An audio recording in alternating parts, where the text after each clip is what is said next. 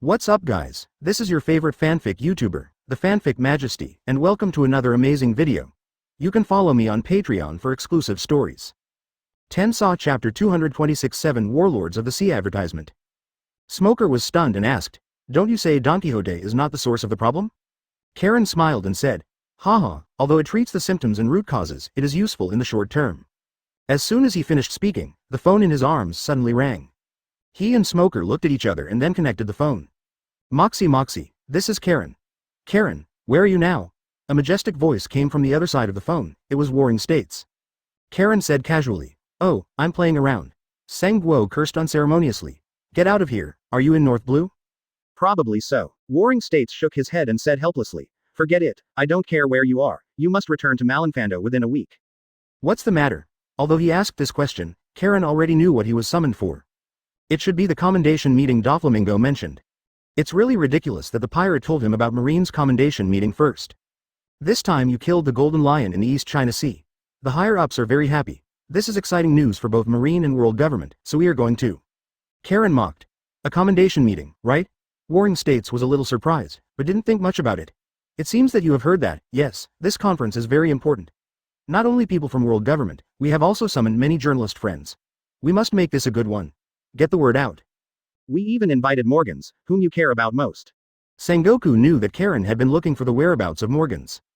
Karen was slightly in a daze. He didn't expect that Warring States finally found Morgans, but this was not of much help to Karen now. However, if there was a chance, Karen still wanted to get to know this legend in the journalism world. Yes, Karen. Sengoku was very excited. He ignored Karen's mediocre reaction and continued. This commendation meeting is very important. All Marines from the headquarters will be present. Especially you are the protagonist of this conference. Warring States continued. After the conference, the sea will usher in a new change. Karen said lazily. What changes? Advertisement. Just when he thought Sengoku was going to announce the 7 warlords of the sea system, Sengoku said. Marines' rights will be reshuffled. Karen was really surprised now. He blurted out, "You mean Fleet Admiral?" Yes, after this time, Fleet Admiral will take over the entire world government and be the commander-in-chief of the entire world government army. If nothing else happens, Marine Fleet Admiral should be taken over by me. Warring States' answer was very modest and confident. After all, looking at the entire Marine, he is the only one qualified for promotion. Karen also understood why he was so happy. This was the real pinnacle of power. Since Warring States has been promoted to Fleet Admiral, it means that the original position of General will also be reshuffled. Not surprisingly, they are the 3 most classic ones.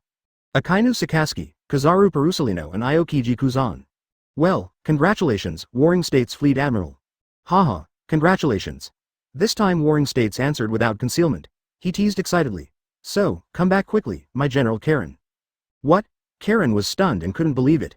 You must know that he is only 20 years old, and it has only been 3 years since he graduated from the military academy. He will be promoted to general? Moreover, he is only a major general now. Jumping 2 levels directly to a general is an extremely rare thing in the history of Marine. Ha, I knew you would be shocked. Warring States was very satisfied with Karen's reaction. He continued. Honestly, if I hadn't seen the appointment document above, I wouldn't have believed it. This is incredible. While shocked, Karen also felt a sense of vigilance in her heart. These are all sugar-coated bullets. Karen muttered silently in his mind, and then asked slowly, "Is this all there is?" Warring States was stunned. He didn't expect Karen to calm down from joy so quickly. Thinking of what was going to be announced next, he sighed and said slowly, "There is one more thing. With Roger's death, more and more young people are choosing to become pirates. Although our Marine has new young officers joining every year, the pressure to fight against pirates is constantly increasing. In response to this trend, world government and Marine executives decided to carry out a major reform. That's the founding of 7 warlords of the sea." Karen listened quietly without interrupting Senguo's next words. Sengoku slowed down, took a deep breath, and said softly, "This means that the world government and Marine will jointly select 7 powerful pirates, give them legal status, and become our Marine's allies. Advertisement, they will be given privileges and can move freely to a certain extent, but at the same time they will serve Marine and help us fight other pirates." Karen chuckled and asked sarcastically, "What privilege?" Legalized looting. There was a hint of helplessness in Warring States' voice. This was a necessary sacrifice. The atmosphere became silent, and neither of them spoke. After a long time, Sengoku said calmly, "This is a decision unanimously approved by the top leaders of world government and Marine." He seemed to be explaining, but his tone revealed a hint of heaviness and sadness. "Yeah." Karen responded calmly. Sengoku continued. "We have already confirmed part of their list. Their Eagle Eye, Jorkal Mahawk, Sand Crocodile, Shadow Mage, Moonlight Moria and Heavenly Yaksha, Don Quixote Doflamingo. They have all agreed to join the 7 warlords of the sea. All they need is the letter of appointment. Warring States advised. I know where you are and what you want to do, but Karen, I hope you can restrain yourself. I have already made arrangements for that matter. You mean Rocinante? How did you know? That's right, since you have arrived in North Blue, you should have seen him. Yes, Rocinante is Doflamingo's biological brother. I have arranged for him. Karen interrupted. Did you arrange it or did he go on his own? Does Rocinante know about this? Do you know how he will face it after you inform him that Doflamingo is cleared?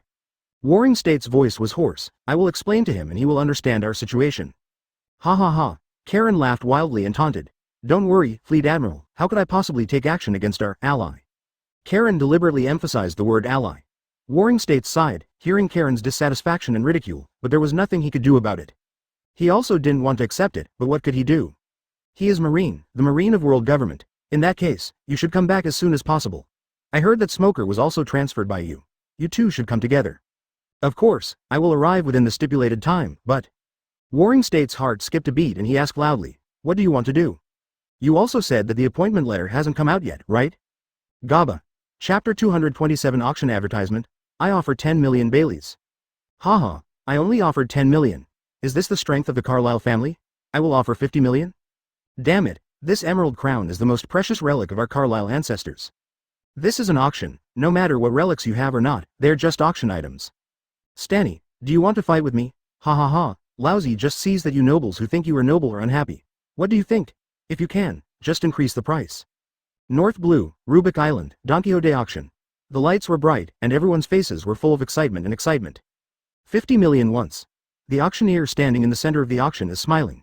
He likes this kind of conflicting auction best, which means that the originally peaceful atmosphere will become intense. The face of the man representing the Carlyle family became very ugly. His face turned red and he shouted like crazy. I'll offer 60 million. The price far exceeded his expectations. Are the relics of your Carlyle family worth this price? The representative of the Theodore family sneered, his eyes narrowed, the big gold chain around his neck shining brightly, looking like a nouveau riche. As he spoke, he stood up and said provocatively, I'll offer 80 million. Stanny, don't go too far, ha ha ha, Leo, this is Don Quixote's auction. If you have the guts, come and grab it. The upstart named Stanny had a proud look on his face. He scratched his ears casually, as if he had thought of something, and deliberately lengthened his voice and mocked. Oh, I remembered, this crown must have been snatched here, ha ha ha. Listen to my advice, don't take pictures of this crown, you can't keep it anyway. Leo's face turned red, his heart was filled with anger, but he was helpless. In North Blue, Don Quixote was so overbearing. It's called an auction, but it's actually a robbery. He knew that the proud-looking upstart in front of him was actually Don Quixote's drag. Advertisement. Leo didn't want to bid, but this was related to the glory and face of the Carlyle family, so he had to bid. I offer 100 million belly. Everyone's eyes were focused on Leo, some were mocking, some were surprised, some felt sympathy, as if they had seen themselves in Leo for a while. 100 million belly once. The auctioneer's voice was high-pitched and excited. He held a small hammer and said in a deliberately long tone, 100 million belly twice, is there a higher price? One last time. 100 million belly 3 times, deal. Let us congratulate Mr. Leo of the Carlyle family for receiving this precious crown. Leo seemed to have exhausted all his strength, sitting weakly on the chair, his expression numb, and his eyes unconsciously glanced above the auctioneer. Above the auction room, there is a huge all-black luxury glass box. A man wearing a black suit and a pink feather coat was comfortably shaking his glass of red wine. After just a glance, he quickly shifted his gaze and couldn't help cursing secretly in his heart. Damn Don Quixote. Bang. At this moment, a wine glass suddenly flew out from the huge luxury private room. A rich man sitting directly in front was hit by the wine glass. The wine glass in his forehead burst instantly, and red wine mixed with blood dripped drop by drop. The whole audience fell into a panic instantly, and their eyes fell on the black box in unison. What's going on? That's Heavenly Yaksha's room. Is Joker not satisfied with the price just now? The crowd talked a lot and turned their attention to young Leo. Leo said in horror, No, it has nothing to do with me. I have already bought it at the agreed price. What he said was very strange, but no one present felt anything was wrong, because most of the people at the scene negotiated the price first and then came to the auction. This is their deal with Don Quixote. At this time, a sharp voice came from the depths of the box. He, everyone, please be patient, it was just an accident. What a bad luck. It seems that the gentleman is not very lucky, he is not very suitable to participate in today's auction. Of course, please rest assured that we at Don Quixote will be responsible for his affairs. Advertisement. Then, Let us continue the auction without ending. After saying that, black rocks surrounded the luxurious box, cutting off the sound and light in the box. Everyone looked at each other in confusion. After a few waiters cleaned up the mess, the lively atmosphere returned to the place. It was as if nothing had happened just now, in a black luxury box. Doflamingo stared at the phone on the table with an ugly expression, no longer as comfortable and leisurely as before. What did you say? I'm sorry, I didn't hear it clearly. Could you please say it again, Gladius? He narrowed his eyes slightly and still had that crazy smile on his lips. Gulu. The sound of swallowing saliva was particularly clear in the quiet box. Gladius's voice came through the phone bug, with a hint of uneasiness and nervousness. He said tremblingly, Mr. Diamante. He died on Rosewood Island. Boom. An invisible domineering momentum suddenly erupted from Doflamingo, instantly shattering all the glass products in the box, and the scattered fragments fell like raindrops. There was a thunderclap sound. The surrounding air seemed to be compressed and suffocating. Dover. Directly in front of Doflamingo, a strong man wearing samurai armor spoke with a sharp voice that did not match his stature. Doflamingo glanced at him, the conquerors fading away. Pika breathed a sigh of relief. He grabbed the phone and asked so loudly, Damn Gladius, are you kidding me? That's Diamante. No one in North Blue dares to mess with him. Our Don Quixote family. Gladius. Phone bug said aggrievedly. It's true, I'm not kidding. But I don't quite understand what happened. I was on Shuangyan Island at that time, but I couldn't contact Lord Diamante. Today I returned to Rosewood Island and found out that Lord Diamante has, already dead. It's not just Lady Diamante, all the family members we brought to Rosewood Island. Gaba. Before Gladius finished speaking, Pika angrily hung up the phone caller, blazing with anger in his heart. He turned around, looked at Doflamingo anxiously, gritted his teeth and said, Dover, I'm going to go out and find out who did it. I'll let them know how terrible our Don Quixote is. Chapter 228. The finale advertisement. He, Diamante, Virgo, and Torpal were the first to know Doflamingo. After spending so many years together, they are not a family but are better than a family. Especially their young master. Under their influence and Doflamingo's childhood knowledge, Doflamingo has long regarded them as family members. Because of this, he was afraid that Doflamingo would not be able to control his emotions and do something irrational. This is now key to Don Quixote, who are preparing to break away from the North Blue and enter the Grand Line. Ba. Pika, no need, I know who did it. Doflamingo suddenly sat back down, with his legs crossed and his face twisted in pain. But he is still laughing, it seems he can only laugh. Ba, is that your answer, Karen?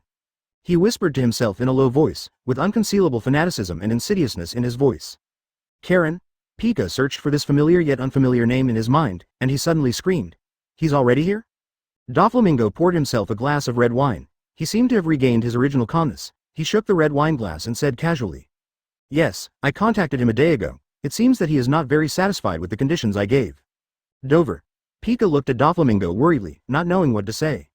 However, the momentary panic in his heart gradually dissipated from Doflamingo's calmness. At this moment, the phone that Pika hung up on rang again. Bulu.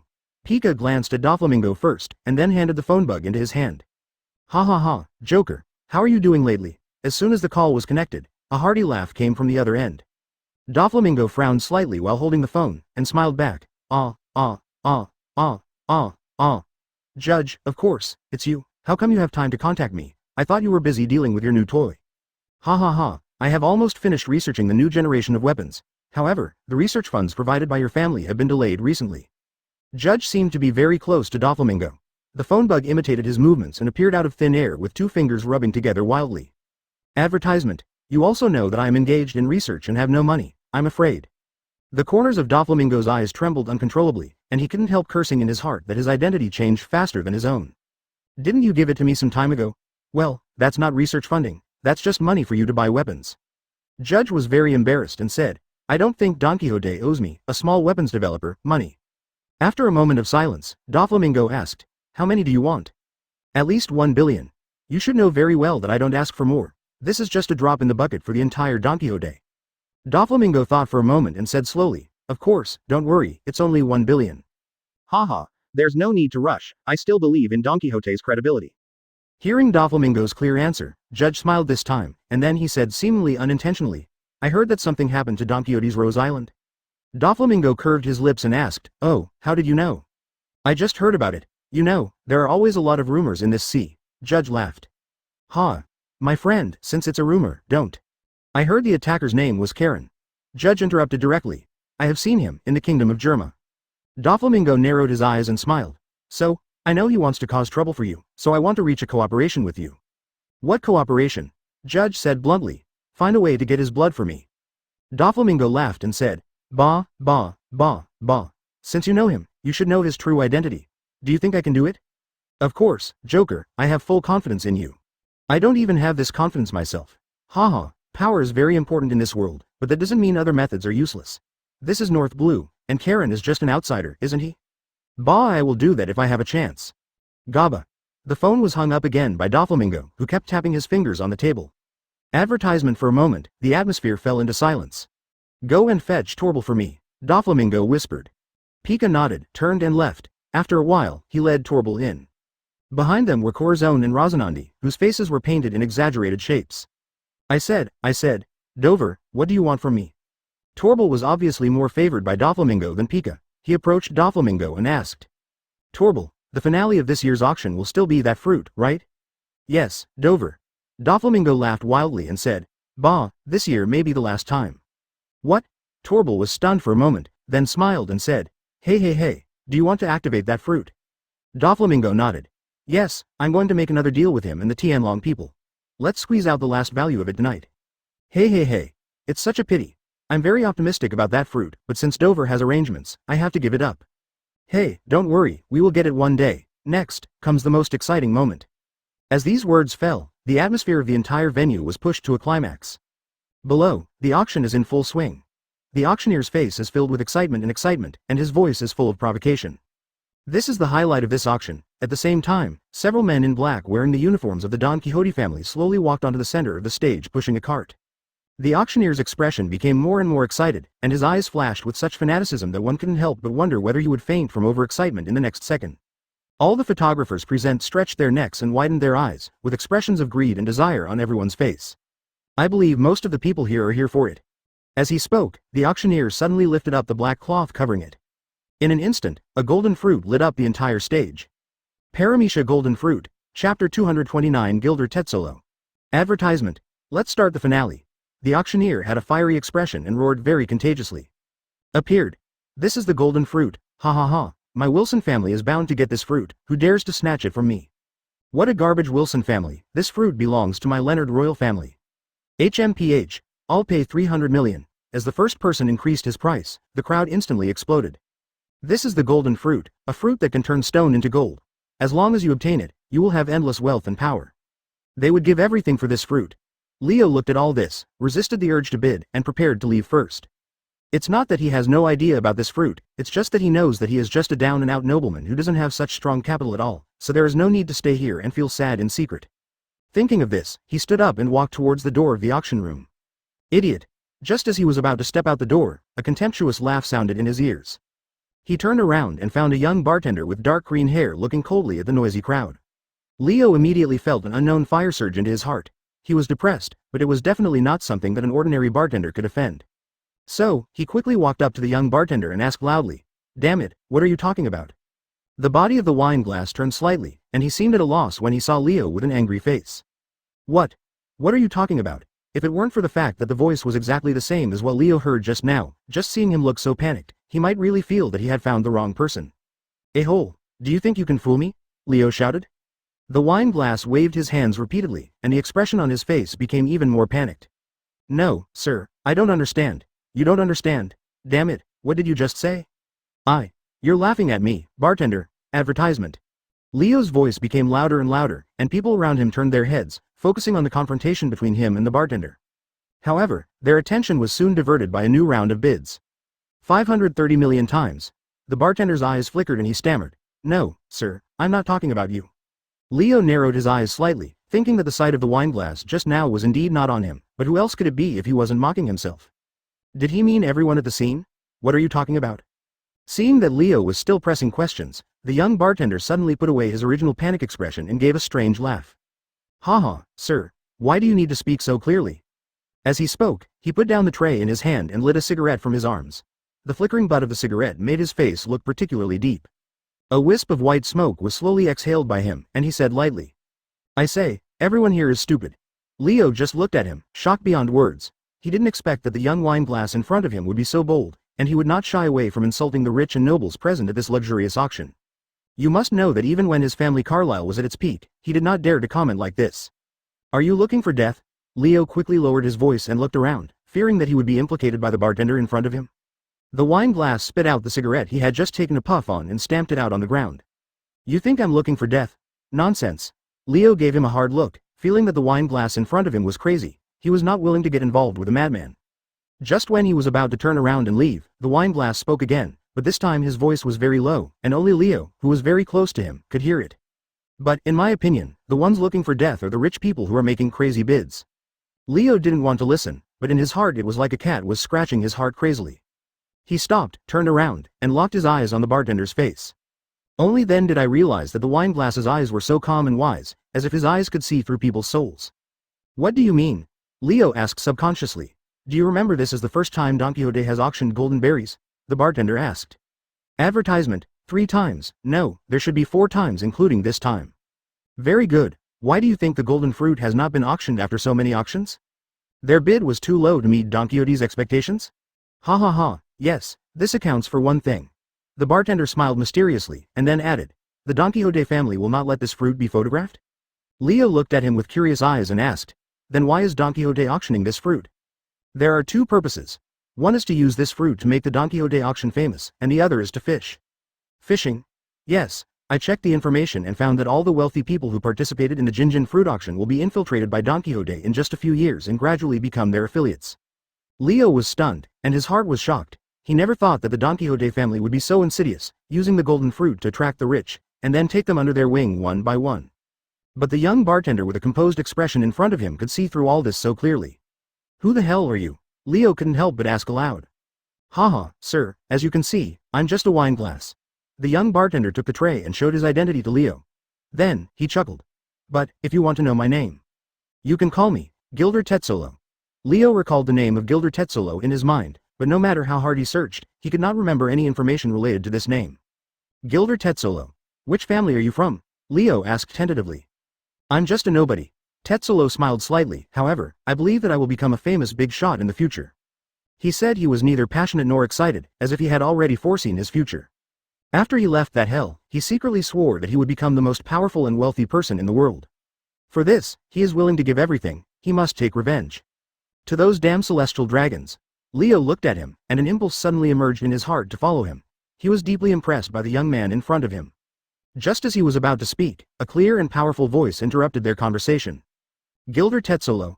I also believe that you can become a famous figure in this world. Chapter 230 about Karen's love history. Advertisement. Leo and Tetzolo looked in the direction of the sound and saw 2 men in marine uniforms slowly walking in from the door of the auction. Their figures flicker in and out under the light, as if shrouded in a mysterious veil, making it difficult for people to see their true appearance. As they gradually approached, Leo was surprised to find that the young marine walking in the front gave him a feeling of déjà vu. He frowned and stared at the 2 men closely, trying to find corresponding clues from his memory. This person. I seem to have seen it somewhere? Leo murmured to himself in a low voice, a trace of doubt flashing in his eyes.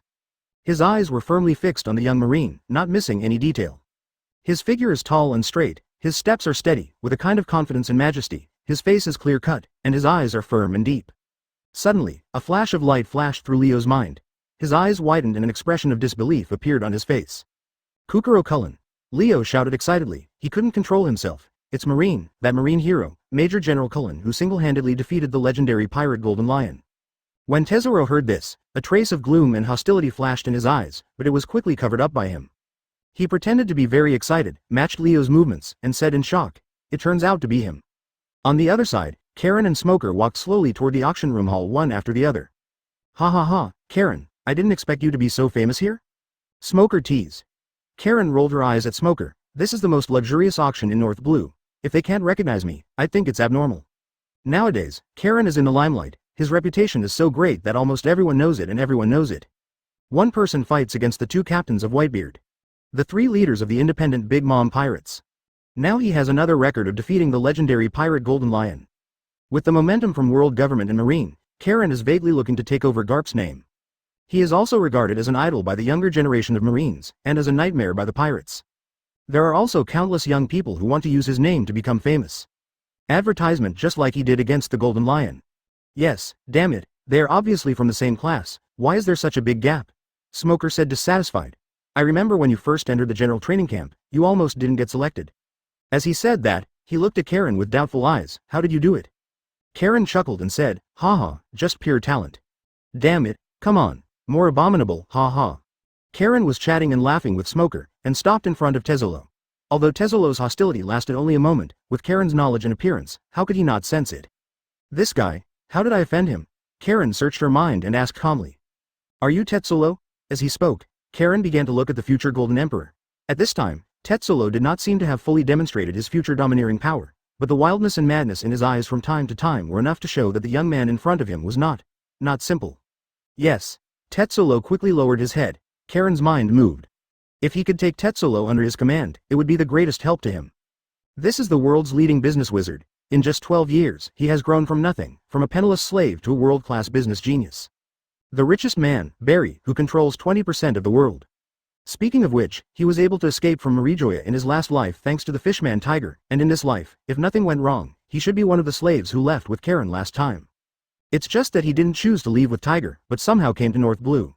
I've heard your name. Karen said calmly. Tezzolo raised his head, with a trace of vigilance on his face.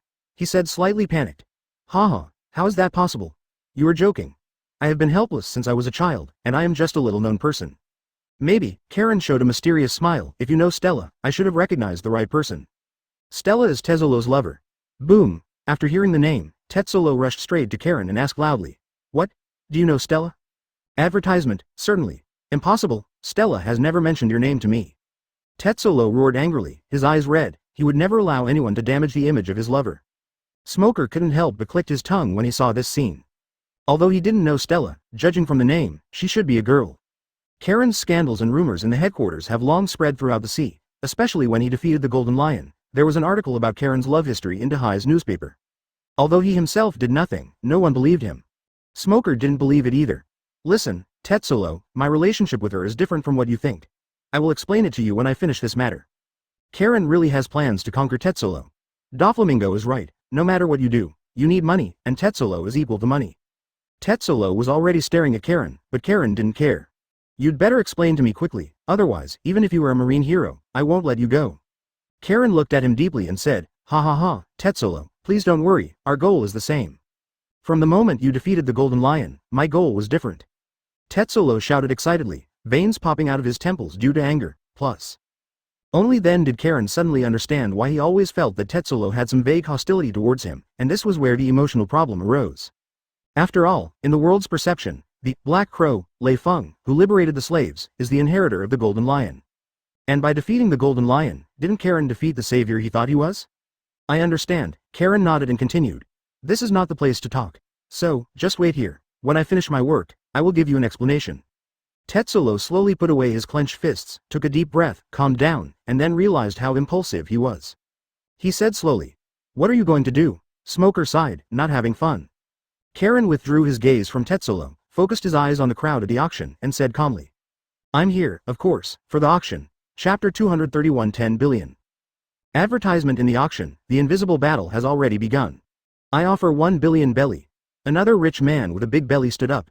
His face was full of eagerness, like a greedy lion, staring at its prey. It's Harriman from the Allen family. I didn't expect that the Allen family would also be interested in the golden fruit. Nonsense, this is a golden fruit. 1 billion Baileys, I have never seen so much money in my life. Is this the strength of the ancient family? The atmosphere at the auction was lively and people were talking a lot, feeling shocked and excited about the price. However, this number did not deter everyone, but instead inspired more people to fight. At this moment, money becomes a key factor in this competition, but it is also a show of strength. The major forces and wealthy businessmen are unwilling to give up easily. They rely on their wealth and resources to try to compete for this precious devil fruit. The host of the auction announced excitedly, 1 billion belly at a time, is there any higher bid? His voice echoed throughout the auction house, causing a commotion. Everyone present watched nervously, looking forward to the start of the next round of bidding. Harriman sat triumphantly in his seat, confident that his bid would be enough to make the other competitors back off. After all, 1 billion Baileys is not a small amount, and even the richest families have to weigh it. However, at this moment, a deep voice broke the silence. 2 billion Baileys. Everyone was shocked and turned to look at the source of the sound. I saw a man in black wearing a rabbit ear-shaped hat slowly stand up. His face was stern and his eyes were sharp, revealing an irresistible majesty. While speaking, he also made a strange movement, like the letter G. Did you really come after all? Who is he? He is Rao Ji, a cadre of the Don Quixote family. Isn't Don Quixote from the auction? Yes, it's not like this fruit has never been auctioned before, but it will be auctioned back by the Don Quixote people every time. Why, isn't it put up for auction just to sell it? The first person to speak looked at him as if he were a fool, and then explained. Do you think the golden fruit is still afraid that it won't be sold? No. Not afraid.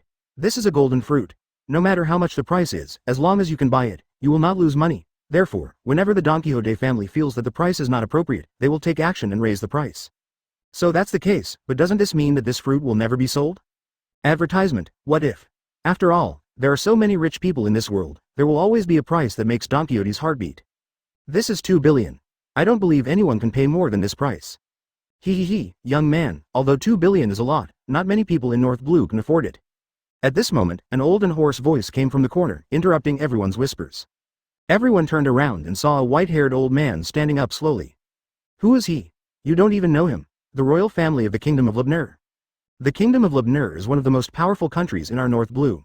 I heard that the hometown of the great liar Nolando is the Kingdom of Lebner. Good. King Wilder smiled slightly. I bid 2.5 billion Baileys. Although his voice was not loud, it was enough to shock and drive everyone present crazy. 2.5 billion. This is definitely the craziest offer I've ever heard in my life.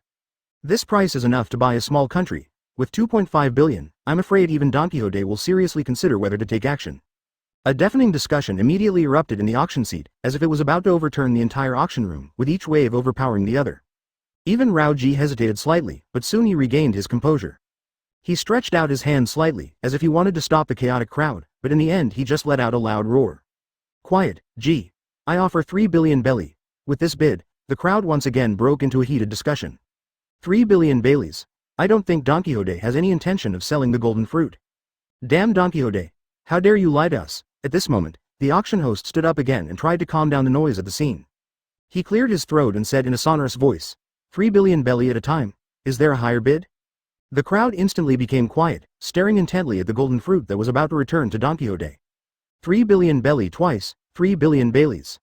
Advertisement. I offer 3.1 billion, King Wilder bid again. Rao Ji looked at him and seemed to be still not satisfied with the price. He said again, 3.5 billion. 3.6 billion, 4 billion, 4.1 billion. The whole audience was in an uproar. Just when they thought Rao Ji would not increase the price again, Rao Ji spoke again. 5 billion. Boom. The scene was once again in shock. You must know that even one piece Roger's bounty is only worth 5.5 billion. But this golden fruit was fetched a terrifying 5 billion belly by Don Quixote. I get it. Don Quixote has no intention of buying it, he's playing a trick on us. This time everyone nodded in agreement. The golden fruit is valuable, but for those who are really qualified to bid 5 billion belly, the value is far less than the risk. Everyone understood the reason why Don Quixote held the auction. They just wanted to use the golden fruits to increase their reputation and influence. Luxury box in the auction room. Doflamingo shook the red wine glass and looked at King Wilder with interest. Ha! Even Doflamingo feels that 4.1 billion belly has reached his expectation. Even he was a little moved. Torble, did you write down his name? Hey. Of course, Dover, I will arrange a plan for the Lebner Kingdom after the auction is over. Very good, it's a pity that such a good thing is gone. The thought of dedicating it to those stupid pigs makes me hot. I said, I am, Dover, is Karen really that scary? Let me tell you, he is just a young boy after all. It is probably just a fluke that he can defeat the old and crippled golden lion. How about we directly? Torble made a motion of flipping the table. Ha! Don't worry, Torble. Contacting them this time is not just for Karen, the most important thing is Shichibukai's identity. Hey. Since Dover already has a plan, I won't interfere too much. I have not forgotten my identity. I must take back what belongs to me. Torble and Pica looked at each other and smiled. This was the Don Quixote Doflamingo they knew. That Don Quixote Doflamingo who dominates the entire North Blue. The Dark King worthy of their lifelong pursuit. At this moment, a faint voice suddenly sounded from the auction house. I will offer 10 billion. Chapter 232 Confrontation. Advertisement. The noisy crowd became audible, and they turned their heads one after another, trying to see clearly the maniac who could give out 10 billion belly. Meanwhile, at the very back of the auction, two figures slowly squeezed in from the crowd. Marine. This is their first impression. Then, they looked shocked. The name was called out uniformly, Kukuro Cullen. It's really him, a scary guy who defeated the Golden Lion. Why is he here? Is Marine so rich? 10 billion Baileys. MD. It makes me want to be a Marine too. Ignoring the chattering crowd, Karen took Smoker to the front of the auction and found a place to sit down. Even Smoker felt uncomfortable being stared at by so many people. He glanced at Karen, who was calm and composed, and they sat side by side. What? Aren't you going to drop the hammer? Or are you saying you look down on me? Boom. A stormy momentum spread from Karen's body, and conquerors enveloped the entire auction. The hustle and bustle around him seemed to solidify on his body, and an invisible pressure made everyone present feel suffocated. The faces of the people in the venue changed drastically, and their bodies couldn't help but tremble. This is Conqueror's hockey, the same terrifying aura as Joker. No, this breath is more terrifying than Joker. There's something good to watch. At this time, Karen's eyes were like lightning, and he glanced at the host of the auction coldly. The host felt a huge pressure coming on his face, and cold sweat broke out on his forehead. Let the hammer fall, don't make me wait too long. Karen's voice was cold and ruthless. The host came back to his senses, nodded with difficulty, picked up the hammer and struck hard. 10 billion. Bailey. One time. ADVERTISEMENT, 10 billion Baileys 2 times. 10 billion Baileys. Boom. Before the host finished speaking, another terrifying wave of Conqueror's domineering power surged like a tidal wave, spreading from the luxury box in the auction room. The host rolled his eyes, fell backward stiffly, and passed out. Bah! A burst of creepy laughter echoed in the air, as if it was about to penetrate people's eardrums. The next moment, the huge glass box suddenly made a loud noise, and glass fragments flew everywhere, like a gorgeous meteor shower. A few people who were unfortunate enough to be standing nearby were frightened by this sudden turn of events. Before they had time to escape, they were hit by sharp glass fragments. Blood spattered everywhere and they screamed repeatedly. It's Doflamingo, Lord Joker. He actually took action himself. The moment Doflamingo appeared, burly men in black uniforms separated the crowd. A huge circular area soon formed. Bah, bah, bah. Are you Karen? Doflamingo kept moving his hands, walking towards Karen from the air, like a mysterious and powerful magician. Paramecia thread fruit. Doflamingo's openness to fruits is definitely the best in the entire One Piece world. Not only can he use invisible lines to control enemies, achieving a puppet-like effect. Invisible threads can also be used to cut objects according to the meaning of Doflamingo. Moreover, the thread produced by this ability is sharper than piano wire. It can easily cut off the target's limbs, even cutting through metal that is harder than steel. It also has the effect of shielding electromagnetic waves, wireless signals and self-healing. Although he had been feuding with Karen for a long time and had many phone calls, this was the first time the two parties actually met. He kept scanning Karen's appearance with an aggressive gaze. As for Smoker, he has automatically ignored him. Close your eyes, trash. Karen said coldly. Advertisement at the same time, his eyes suddenly burst out with an invisible pressure, like a powerful force, heading towards Doflamingo. Doflamingo's movements suddenly stagnated, and he froze in place, as if bound by an invisible force. His thoughts drifted back to that afternoon involuntarily, recalling the scene at that time. That look is so similar, just as arrogant, just as disgusting. Doflamingo felt a wave of anger welling up in his heart. He gritted his teeth and clenched his fists. But soon, he regained his composure, and that cynical expression appeared on his face again. Bah, bah, bah. You're right, Karen, we really can't be friends. Because when I see you, I have the urge to completely destroy you. The corners of Karen's mouth raised slightly, and there was a hint of mockery at the corner of his mouth. What coincidence, seeing you makes me equally disgusted, scum. Bah. Doflamingo's emotions that had finally calmed down were roused by Karen again, and he laughed crazily. You know, someone once said the same thing to me, and they looked at me with this condescending look, as if I was just an insignificant ant. But now, look where I stand. I'll give you a few points. Do you really think of yourself as a big shot? Or do you really think you've got me? Lousy as a joker. Lousy is the king of darkness. As he spoke, a powerful conquerors burst out from Doflamingo's body again. A wave of conquerors 10 times more terrifying than before swept through the auction house. In an instant, several guests who were still watching the excitement fainted as if they were struck by lightning. Even Smoker's forehead had faint beads of sweat falling down. Karen, who is at the center of conquerors, is like a rock in the deep sea, seemingly unaffected by such a terrifying conquerors. He even picked up a glass wineglass and poured it down his throat. The moment the wineglass left his hand, Doflamingo's conquerors instantly fell apart. Karen slowly stood up from his seat, and a long sword as black as ink appeared in his hand. He chuckled and said, "The Lord of Darkness? Doflamingo, have you not experienced the feeling of kneeling yet?" Chapter 233 Follow your words. Advertisement Doflamingo was stunned for a moment, and then a strange smile appeared on his face. Kneel. What an unfamiliar word. Who is he? He has the most noble blood in the world. Even when he was tied to the city wall by those stupid people, he was kneeled down. Today, he is North Blue's largest underground world intermediary joker, Heavenly Yaksha, who is feared by countless people. The 7 warlords of the sea are about to clear their identities. Will he kneel? What a joke. Even if the 5 elders stood in front of him, they were not qualified to make him kneel down. Bah, she said. I admit that you are somewhat capable of defeating the Golden Lion, but in the end you were just a loser from the old days. Doflamingo let out a deep laugh, his eyes flashing with ridicule and disdain. His veins suddenly popped out, as if trying to break free from the shackles of his skin, and his anger was like a raging fire, burning every corner of his heart. Who do you think you are? Why do you make me kneel down? Just because you're a Marine? It's still the ridiculous justice you think? As he spoke, he waved his hands violently, spraying out dozens of almost transparent thin threads from his palms, and then twisted these threads together to form a thick thread like hair. Super whip. The white thread exploded towards Karen's position like a lion majesty. Die. Damn Marine.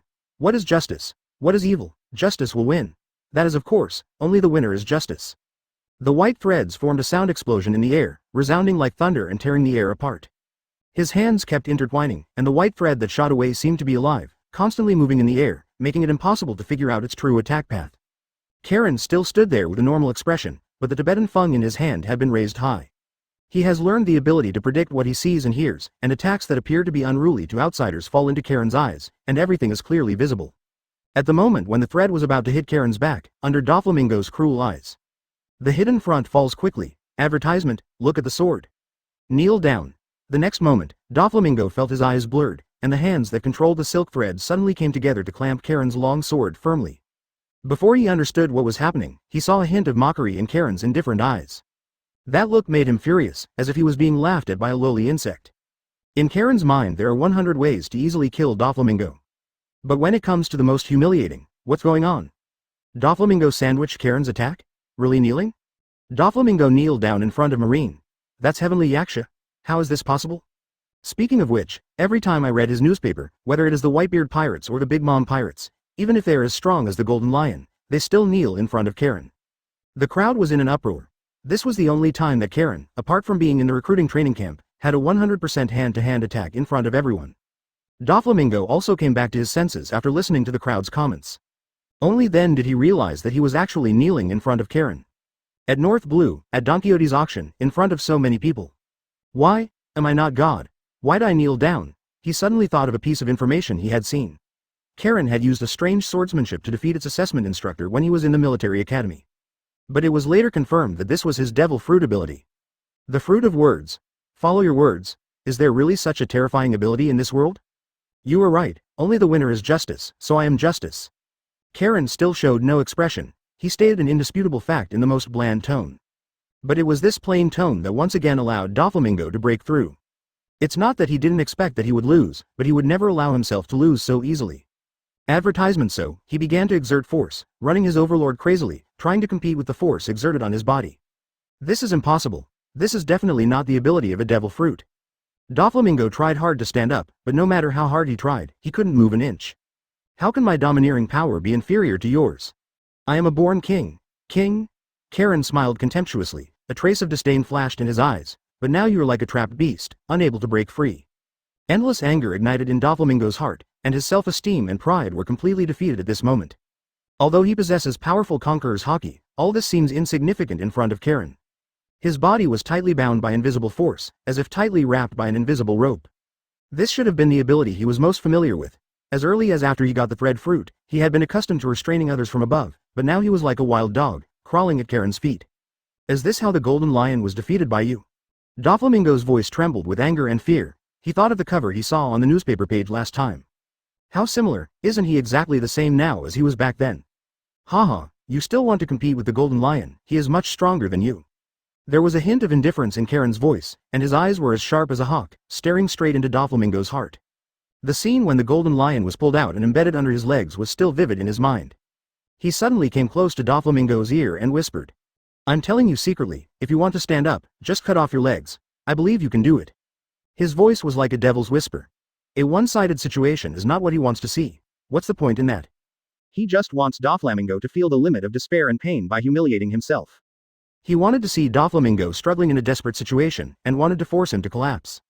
Lousy is a celestial dragon. You actually want a noble celestial dragon to harm himself in front of you? Doflamingo yelled. Karen smiled and said, Dragon people? Who admits it? Doflamingo yelled angrily. You lunatic, to each other. Chapter 234 Smoker changes job. Advertisement. After finishing speaking, the two of them remained frozen in place with strange postures. Karen is standing, Doflamingo is kneeling. Invisible and silent eyes stared at this scene, and the atmosphere fell into an eerie silence. Time seemed to have stopped spinning, and everyone present held their breath, looking forward to the subsequent development. This is the former heavenly Yaksha, just crouching at the young marine's feet. You must know that a large part of the reason for Doflamingo's rapid rise in North Blue is his identity as a former Tianlong player. They firmly believe that even former celestial dragons are still celestial dragons. This is also the reason why Doflamingo can become the middleman between black and white, making the entire North Blue black and white fearful. Not everyone wanted to resist Don Quixote for so many years, but once they learned more about Doflamingo's background, they all chose to remain silent or even evade. Because in their hearts, the celestial dragons are inviolable and carry supreme authority and privileges. So they tried their best to make friends with Don Quixote, and tried their best to integrate into the Draco group. But now, Karen revealed the proudest side of Doflamingo in front of everyone. It shocked and disturbed those who had once been in awe of him. Doflamingo's noble identity seemed so fragile at this moment, like a thin layer of paper that could be torn at any time. Doflamingo stared hard into Karen's eyes. If eyes in this world could kill, he would have cut Karen into pieces long ago. He felt the gazes around him, like sharp knives, and Doflamingo felt a strong sense of humiliation in his heart. His self-esteem was torn to pieces, and all his pride and authority disappeared at this moment. Even the Don Quixote members of his family looked at him blankly. They seemed to be still in shock and couldn't believe that their king was kneeling at the feet of a young marine so humbly. Dover? At this moment, a sharp sound came from above the auction room. Pika jumped down with Torble. In their shocked eyes, without any hesitation, the boulders instantly gathered into a huge stone man. Pika's stone fist struck directly towards Karen's position. Within 10 steps of Karen, a white smoke rose. Sorry, I can't let you disturb Karen. Advertisement Smoker threw out the 10 sea stones in his hand, leaving Karen with a relieved look. Who are you? Pika looked at the tiny smoker and shouted. Ha ha ha, big guy, Lousy is Karen's Lieutenant Smoker. I've never heard of it, go to hell. The entire auction began to shake violently, with only the areas under Karen and Doflamingo unaffected. The originally luxuriously decorated auction room suddenly became dusty, and the walls began to be divided and reorganized. Pika's figure gradually enlarged, and a stone giant 100 meters tall rose from the ground. After the sudden change, the spectators who were still watching stopped paying no attention to watching and began to flee crazily. Run quickly, it's Don Quixote's senior cadre, Pika. The momentum of the destruction of the world far exceeds the duel between Doflamingo and Karen. After all, their duel was just a one-sided crushing. Smoker looked at Pika and swallowed hard. You're kidding, it's so big. But then, his eyes burst out with an eager light. He originally thought that this time he was just going through a formality with Karen, but he didn't expect that he would encounter such a terrifying opponent. At this moment, he somewhat understood why he and Karen were from the same class, but Karen was so much stronger than him. This is Justin Sahai, I'm really looking forward to it. An impulse surged in Smoker's heart, and his desire to fight was completely aroused. I won't lose, big guy. Smoker hesitated for a while and actually threw away the sea stone weapon in his hand. His body expanded rapidly, and white smoke spread over the 10 hands and filled the entire battlefield. The smoke sometimes lingers and sometimes disperses. Smoker stood in the smoke, his eyes gleaming. He thought back to Karen's advice to him before setting off. Smoker, what do you think is your biggest advantage over me? Karen asked. Smoker scratched his head and looked at Karen up and down. He really couldn't think of any advantages he had over Karen. Karen rolled his eyes. Idiot, you are Logia. Logia is one of the most powerful abilities in this sea. Advertisement Smoker smiled bitterly and said, I originally thought so, but when it comes to people like you who have learned to use armed colors, my Logia has no advantage at all. It will only give me a larger area to be hit. Karen nodded, then shook his head. You were right, but look at Kuzan and Perusalino, they are both Logia, why don't they have the same distress as you? Without being too pretentious, Karen added, that's because when you use your ability, you turn the main body into smoke, instead of letting the main body produce smoke. This is why Karen has always felt that Smoker and Kuzan are both Logia, so why Smoker's Logia is more like Paramisha. Nature is the most powerful force in this world, and the movements of Kuzan and Sakaski can destroy the world. There's no reason why Smoker, who is also a Logia, can't do it. He went astray from the beginning. Although his body was obviously not strong, he preferred to strengthen his abilities in his body, thereby giving up the advantage of his Logia. Smoker thought thoughtfully. He and Kuzan were also old friends, so he naturally knew the gap between them. He always thought it was because he didn't work hard enough, but now that he heard Karen's advice, he suddenly felt like he was seeing something out of the clouds. You mean, I should vigorously develop the ability of the smoke fruit. Karen continued to speak, saying that as for this, the choice still depends on Smoker's wishes. Ha ha ha, lousy as Logia. In terms of the impact of the environment, you are far behind. As this sentence ended, Smoker disappeared into the smoke. Under Karen's guidance, he successfully transitioned from warrior to assassin. Karen's eyelids twitched uncontrollably, and she couldn't help but complain in her heart. I want you to become a mage, Dover. At the same time, Torble appeared next to Doflamingo and wanted to help him up. But I found that no matter how hard I tried, I couldn't shake it even a little bit. Hateful. What did you do to Dover? As the saying goes, the harder you work, the sadder it becomes. Torble threw a big slug at Karen. Karen looked at Torble with disgust, but he still didn't move. A blazing flame spurted out from his chest, and the flames and snot met in the air, causing a harsh explosion in an instant. The blazing flame instantly evaporated Torble's snot, turning it into a cloud of water mist, all of which was sprinkled on Doflamingo's head. Doflamingo. I'll go to school in the morning. Chapter 235 Devil Fruit Awakening. Advertisement, Dover. Torble yelled, and the thick, slippery mucus secreted from his body immediately attacked Karen again. Karen narrowed her eyes and snorted coldly. A wave of conquerors capable of destroying everything burst out from Karen's body again, aiming directly at Torble. Boom. The conquerors, who were as substantial as each other, gathered together and stabbed Torble fiercely like a sharp sword. Torble's body was shaken by the strong aura at that moment. He felt an inexplicable fear. The mucus all over his body was churning in his body, and his body began to tremble uncontrollably. What kind of momentum is this? 10 times more terrifying than his young master. Is this powerful conqueror really just a major general? How much consciousness and kingly qualifications does he possess? Kneel down. At this time, Karen snorted coldly, and the aura exerted on Torble was like a mountain, suppressing him to the ground, unable to move. Torble's slime scattered on the ground, like helpless water droplets, unable to gather and form again.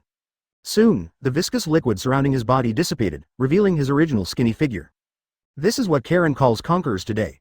Just one look can cause one of the strongest members of Don Quixote's family to collapse in an instant. It's terrible. Is this the ruthless man who defeated the Golden Lion? I thought he was just taking advantage of Garp, but I didn't expect that he actually has such terrifying strength. Even if it's the era of great pirates, Marine is still the undisputed overlord of this era. The surrounding nobles and wealthy people watched this scene and talked about it, and they couldn't help but make sounds of exclamation and fear. Torble. Doflamingo watched all this with helpless eyes, the expression on his face twisted crazily with anger. Is this Don Quixote? It's nothing more than that. Karen still had the same calm expression. I told you not to mess with me, why didn't you listen? He lowered his head and looked down at Doflamingo, his indifferent eyes without any emotion. Advertisement, bah. Karen, you succeeded in provoking me. Doflamingo stared at Karen with murderous eyes. The anger in his heart had already reached its peak, and his desire for power reached an unstoppable level at this moment. His body began to tremble slightly, and then the surrounding environment changed again. Everything around him turned into densely packed thin lines. Karen narrowed her eyes. This is Devil Fruit Awakening. At this moment, he couldn't help but glance at Doflamingo. He didn't expect him to awaken the devil fruit so quickly. Doflamingo also seemed a little surprised by all the changes. But then, he understood what was going on. Ha! Did you see, Karen? I am the god chosen by God. He laughed maniacally. My power has exceeded the limit you can imagine. Doflamingo's voice echoed in the air, full of madness and confident arrogance. His body, wrapped in thin lines, gradually became elemental. He used the ability awakened from the Paramecia devil fruit to assimilate his entire being. Having lost his clear limbs, he immediately broke free from the shackles of being 100% free-handed and stood up again. Bah! No one can punish me. I am the embodiment of evil, the king of darkness. Doflamingo was floating in the air, white thin threads were twisting around his body, and buildings seemed to be alive, rising from the ground under the influence of Doflamingo. The entire Lubeck Island has become a world of threads. Have you seen? With this power, I am the god of this world. Doflamingo laughed crazily. This feeling of power made him obsessed and intoxicated. It made him forget how embarrassed and miserable he was in front of Karen just now. Karen still just watched with cold eyes. Ha! Speaking of which, I also want to thank you. It's you who gave me this supreme power. At this moment, he was very confident because he knew very well what the awakening of the devil fruit meant. If conquerors are born rare, then devil fruit awakening is the most difficult power to understand. Now, he not only possesses the qualifications of a king, but also masters the power of devil fruit awakening. How could he lose? Bah! To thank you, I will let you taste the taste of despair. Go to hell. Advertisement. As he spoke, he hooked his fingers into a chicken claw shape, and thousands of white silk threads continued to twist and expand. Those thin lines surged like waves, sweeping towards Karen. Big wave and white line. Karen looked at all this coldly, not even bothering to move. To outsiders, this looks like being stunned. Boom. The terrifying force hit Karen, instantly causing huge energy fluctuations. The surrounding buildings collapsed under the impact, dust flew into the air, and the entire Lubeck Island was trembling from this battle. Damn Doflamingo, run quickly. What kind of monster is this? With this kind of power, even that marine would probably die. Rubbles flew and dust filled the air. The surrounding nobles and wealthy people stepped back one after another and looked at this scene in horror. Tetsulo stared at the center of the sand, clenching his fists, hoping that Karen would live if possible. After all, he hasn't learned from Karen how he met Stella. Bah, bah, bah, bah. What a marine hero, what justice, ridiculous. Doflamingo's laughter echoed in the dust, and he seemed to have a winning chance. Just then, a loud noise interrupted his wild laughter. It seems that I won in the end. Before Doflamingo finished speaking, his whole body was hit hard like a cannonball, and the huge impact pushed him to the distant building. The impact sounded like thunder, shaking the surrounding ground to tremble. He rolled in the air with an expression of disbelief on his face. He didn't have time to feel the pain in his body and stared at the location where he was just now. The dust slowly dispersed, revealing Karen's tall figure. He was still the same as before, like a mountain, towering and unshakable, as if he was not the one being attacked by Doflamingo, and even Kakuzu was not affected in any way. His eyes were cold and firm, and he still held the long sword as black as ink in his hand.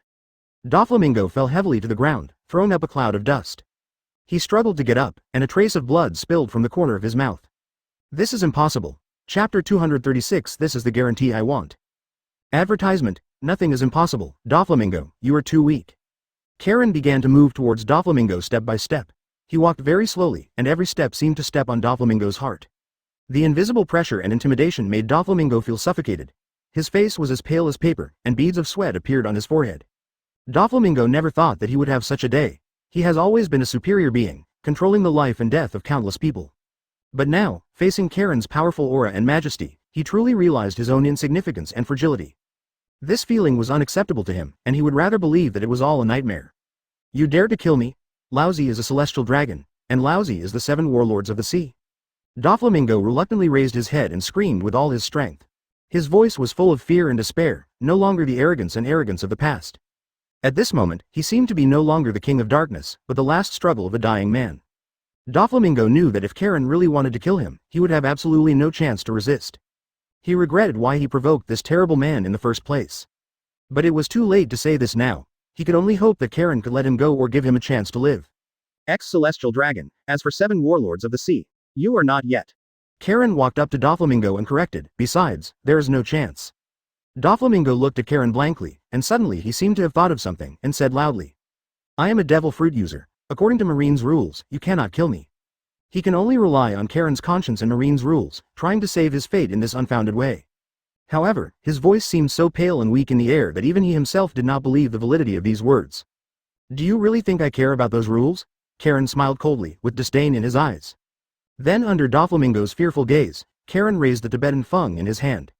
Save someone under the knife. At this moment, a rapid voice came from a distance, interrupting the fatal blow that was about to fall.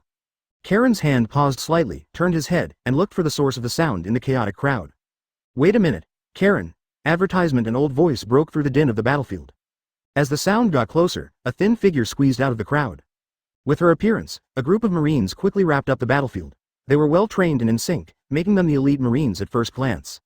Karen turned his head and frowned, because he knew the person in front of him. She was the Marine Headquarters Lieutenant General and Marine Staff Officer, Crane. Advisor he. Why are you here? He smiled bitterly, shook her head, and said, I am originally from North Blue, and I am in charge of the Don Quixote family. After warring states gave me the news, I immediately came to Rubeck Island. You want to plead for him? Karen glanced at Doflamingo. He already knew the Crane's purpose. It's not a plea, it's just that you can't kill him yet. This is not only the meaning of the warring states period, but also the higher-ups. He said, as for what the above refers to, she did not say clearly. 5 elders? Karen asked directly. He nodded. Yes. Bah. When Doflamingo heard the name of 5 elders, the fear on his face gradually disappeared, and he started to laugh again. Bang! Karen stepped on Doflamingo under his feet, and the ground was instantly pressed with a huge force to create a deep pit. MD. Why are you laughing? People who don't know better think you ate the Nika fruit? Karen spat and said disdainfully. Doflamingo was forced to lower his head, the smile on his face instantly solidified, his fists clenched tightly, and his nails dug into his palms. Crane's pupils narrowed and he took a deep look at Karen. Karen said with great interest, I'm very curious, what did he give to the 5 elders to make the 5 elders protect him like this? He sighed again. Marinfondo needs to be rebuilt, which requires a lot of funds. Do you believe it? Karen asked. He knew that Doflamingo's relationship with the 5 elders was not about profit. The most important thing was that he held the secrets of the celestial dragons. Believe it or not, it's not up to us to decide. Advertisement. Karen chuckled, with a hint of sarcasm in his tone, ha ha ha, because after all, you are Marine, the Marine of the world government. Karen, Crane interrupted hurriedly, don't forget, you are also a Marine yourself. Karen said calmly. That's right. I'm also a Marine myself, not just me, my friends, my teachers, they're all Marines. Karen, I know it's hard for you to accept, but that's the fact. You're the junior we value most, and we expect more from you than just a general. I hope you can endure it. Later, he added. Whether it's for you, Zepha, or the relatives of your dead comrades. They have already lost their father, their son, and their husband. You don't want them to lose their lives because of this. Karen closed his eyes. He was right. As early as when Doflamingo found them, he was destined to be unable to kill Doflamingo. This world is not the passionate animation of the previous life. He must consider those who died. But it was impossible for him to let Doflamingo go. What are you going to do? Karen's voice was low. Don't tell me to just let him go. He breathed a sigh of relief, knowing that Karen had already made a concession. Don't worry, the higher-ups have ordered that we will send him to the 6th floor of the great prison under the sea. He will never be able to escape from it. Really? Karen said noncommittally. He stared into Karen's eyes and said solemnly. I promise you, Karen. Karen sighed and removed her foot from Doflamingo's head. In the astonished eyes of Crane and Doflamingo, Random raised the Tibetan Fung again. Karen, Crane exclaimed. He did not expect Karen to take action so decisively. Whoosh! The sharp blade slashed across Doflamingo's body. Doflamingo's eyes widened and he stared at Karen's sword edge. Poof! Scarlet blood sprayed freely in the air, and he screamed in pain. His limbs were cut open by Karen, and the blood was like a fountain, instantly dyeing the ground red, forming a shocking red. Immediately afterwards, a terrifying aura raged crazily in his body, as if every nerve was burning. He couldn't help but spurt out blood again, almost drowning himself in the pool of blood. Karen said coldly, "That's the guarantee I want."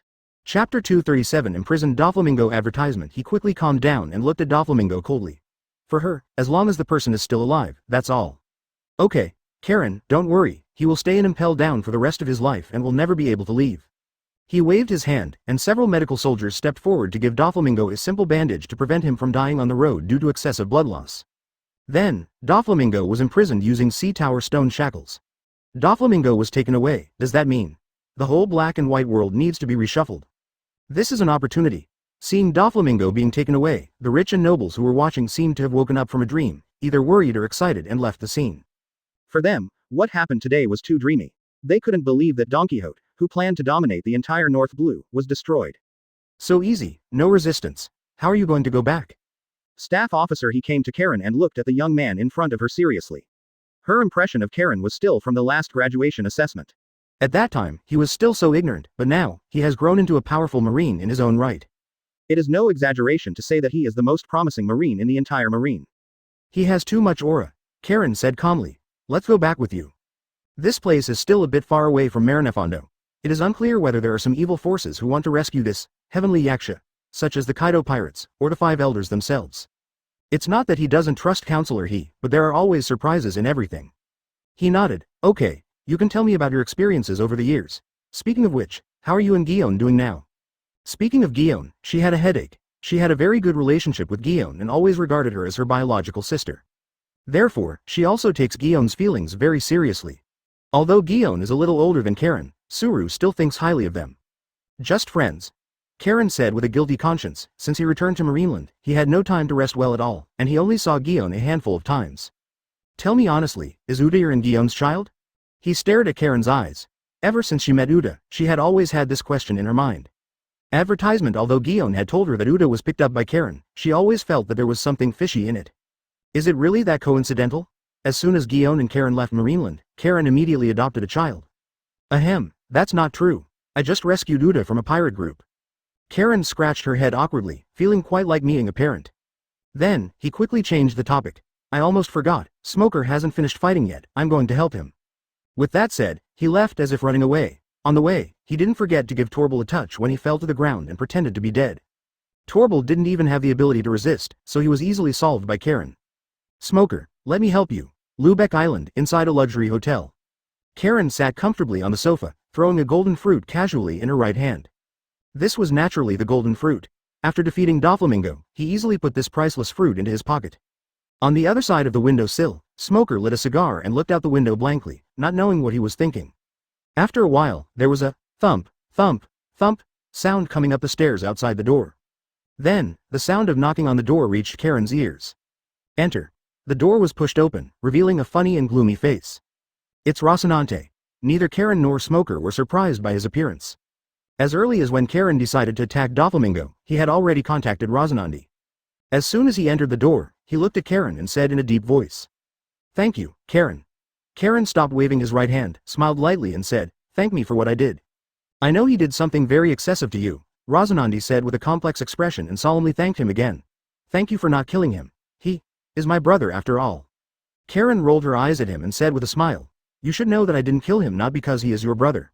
Advertisement. Rosanandi nodded, and then hurriedly took out a document from his arms. The content written above is exactly the family information of Karen's original subordinates. Rosanandi added, don't worry, I have arranged this matter. The remnants of Don Quixote will not be able to find these people.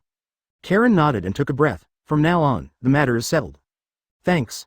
This time it was Karen's turn to say thank you. If it weren't for Rosanandi, it would be difficult for him to kill Doflamingo. Hey, I told you not to thank each other anymore. Smoker walked from the window sill to the two of them, stretched out his hand and gently hit Rocinante. Good boy, I really thought you went to the New World, but I didn't expect that you would not be welcomed by the headquarters like me. Rocinante smiled and said, I applied for it myself. After all, there is no one more suitable than me. Smoker said jokingly, ha, let me tell you, no matter how I contact you after graduation, I can't contact you. I thought you had forgotten us a long time ago. How could it be? The year in the military academy was the happiest day of my life, and you are also my best friends. In this case, we finally met, how can we not have a good meal? Smoker rubbed his hands happily and seemed to be very interested in the delicacies of Rubeck Island. Rosinante was also very happy, he had been depressed on Rubeck Island for too long. Of course. In the dark and damp dungeon, Crane stood at the door, staring at Doflamingo with cold eyes. Doflamingo was locked in an iron cage, and his body was covered with sea tower stone chains. He looked miserable. He waved his hand, signaling the marine soldiers responsible for guarding Doflamingo to leave. Then, she slowly walked into the dungeon, walked up to Doflamingo, and looked at him expressionlessly. If I had known today, why did I do it in the first place? Doflamingo looked at her coldly and said nothing, seemingly lost in thought. After he was silent for a moment, he slowly said, if you confess all the sins you know, you still have a chance. Doflamingo suddenly laughed, and the laughter echoed in the dungeon, full of irony. Sin? What is sin? How can there be absolute distinction between good and evil in this world? There is only the law of the jungle and the survival of the fittest. Looking at the stubborn Doflamingo, he sighed and turned away, leaving Doflamingo where he was with a twisted smile on his face. He murmured to himself, Bah. Do you really think you won, Karen? Chapter 238 New Don Quixote Advertisement Mary Joa, Pangu City. Bang. A cup was thrown to the ground hard, with pieces flying everywhere. Saint Satan roared angrily. Didn't you tell Marine that Doflamingo is our chosen 7 warlords of the sea? Why does anyone dare to arrest him? Saint Wachuli, who was sitting aside, had a gloomy face and the corners of his mouth twitched slightly. He has the most frequent contact with Doflamingo. Now that Doflamingo has been arrested, this is undoubtedly a heavy blow to him, like someone giving him a loud slap in the face. What do these Marines want to do? Saint Wachuli asked angrily. How dare they disobey our orders? Saint Satan snorted coldly. Humph. Marine is paying less and less attention to us. We must let Marine give an explanation this time. Saint Nisholong sat on the chair with a gloomy face, looking at the document in his hand with cold eyes. We have to stay calm. This was not Marine's fault, but that guy Cullen's fault. Peter Saint said calmly. Actually, Marine senior management has tried their best to stop it. If they hadn't taken action, Doflamingo would have died long ago. Saint Wachuli continued. To be honest, I hope he dies. Don't forget, he is a celestial dragon. Saint Nisholong asked doubtfully. What do you mean by this? Saint Wachuli explained calmly. You should all know that many years ago, I reached a deal with Doflamingo. Do you really think that I will do it because of his identity as a Tianlong? The key is that he knows some basic principles. A secret he shouldn't know. Saint Pitt and Saint Nastalong looked at each other and asked in unison. Could it be that? Saint Wachuli nodded and agreed. That's right. The whole room suddenly became quiet, and the atmosphere became extremely solemn. Saint Pierre frowned and asked. Then what should we do now? Should we find a way to rescue Doflamingo, or? As he spoke, he made a gesture of crossing his throat with his hand. Saint Wachuli gave a bitter smile. You can neither kill nor save him. If you kill him, who knows if he has any backup plans? As for rescuing him, it is even more unnecessary. Let him stay there honestly. Saint Peter asked. So? Advertisement. Saint Wachuli sighed. This is the only way to go. Where's Marine? Saint Peter asked again. Nasushiro Sage said calmly. It was Karen who made the mistake, not Marine. Since he made the mistake, we must not tolerate it, even if he is the protagonist of this commendation meeting. Rubeck Island. Smoker burped, then stretched and asked Rosinante casually. This matter is over like this, what are your plans next? As he spoke, before Rosinante could respond, he continued. In my opinion, why don't you join me and join Karen? You should have heard of this commendation meeting, right? Karen will be promoted to general soon. After saying that, Smoker looked at Rosinante with expectant eyes. He really hoped that Rosinante could become Cullen's lieutenant like himself. Ever since he became Cullen's lieutenant, he had always wondered whether he was too stupid. Rosinante was stunned for a moment, then said in surprise, "General, isn't this too fast?" Karen waved his hand. "There might have been a chance before, but now, I'm not sure whether I can stay in Marine." Smoker asked blankly, "What do you mean? Doflamingo is a celestial dragon after all, or a 7 warlords of the sea personally appointed by the 5 elders. If I do this, what do you think they will think?" Smoker scratched his head and smiled helplessly, not feeling too frustrated. For him, promotion or not is not the most important thing. At this moment, the only wish in his heart is to continuously improve his strength and be fully prepared for the upcoming fierce battle. Rosinante scratched his head apologetically and said softly, "Sorry, Karen." Karen smiled and shook his head, comforting. Advertisement. "It's okay, you don't have to apologize for this, you are you. Doflamingo is Doflamingo." Then, he gently patted Rosinante on the shoulder and asked with concern, "Then, are you willing to return to Malinfondo with me?" Rosinante's expression looked very tangled, but he finally shook his head, showed a wry smile, and replied, "I can't leave here just yet." Smoker frowned in confusion and asked curiously, "Why, hasn't Doflamingo been arrested?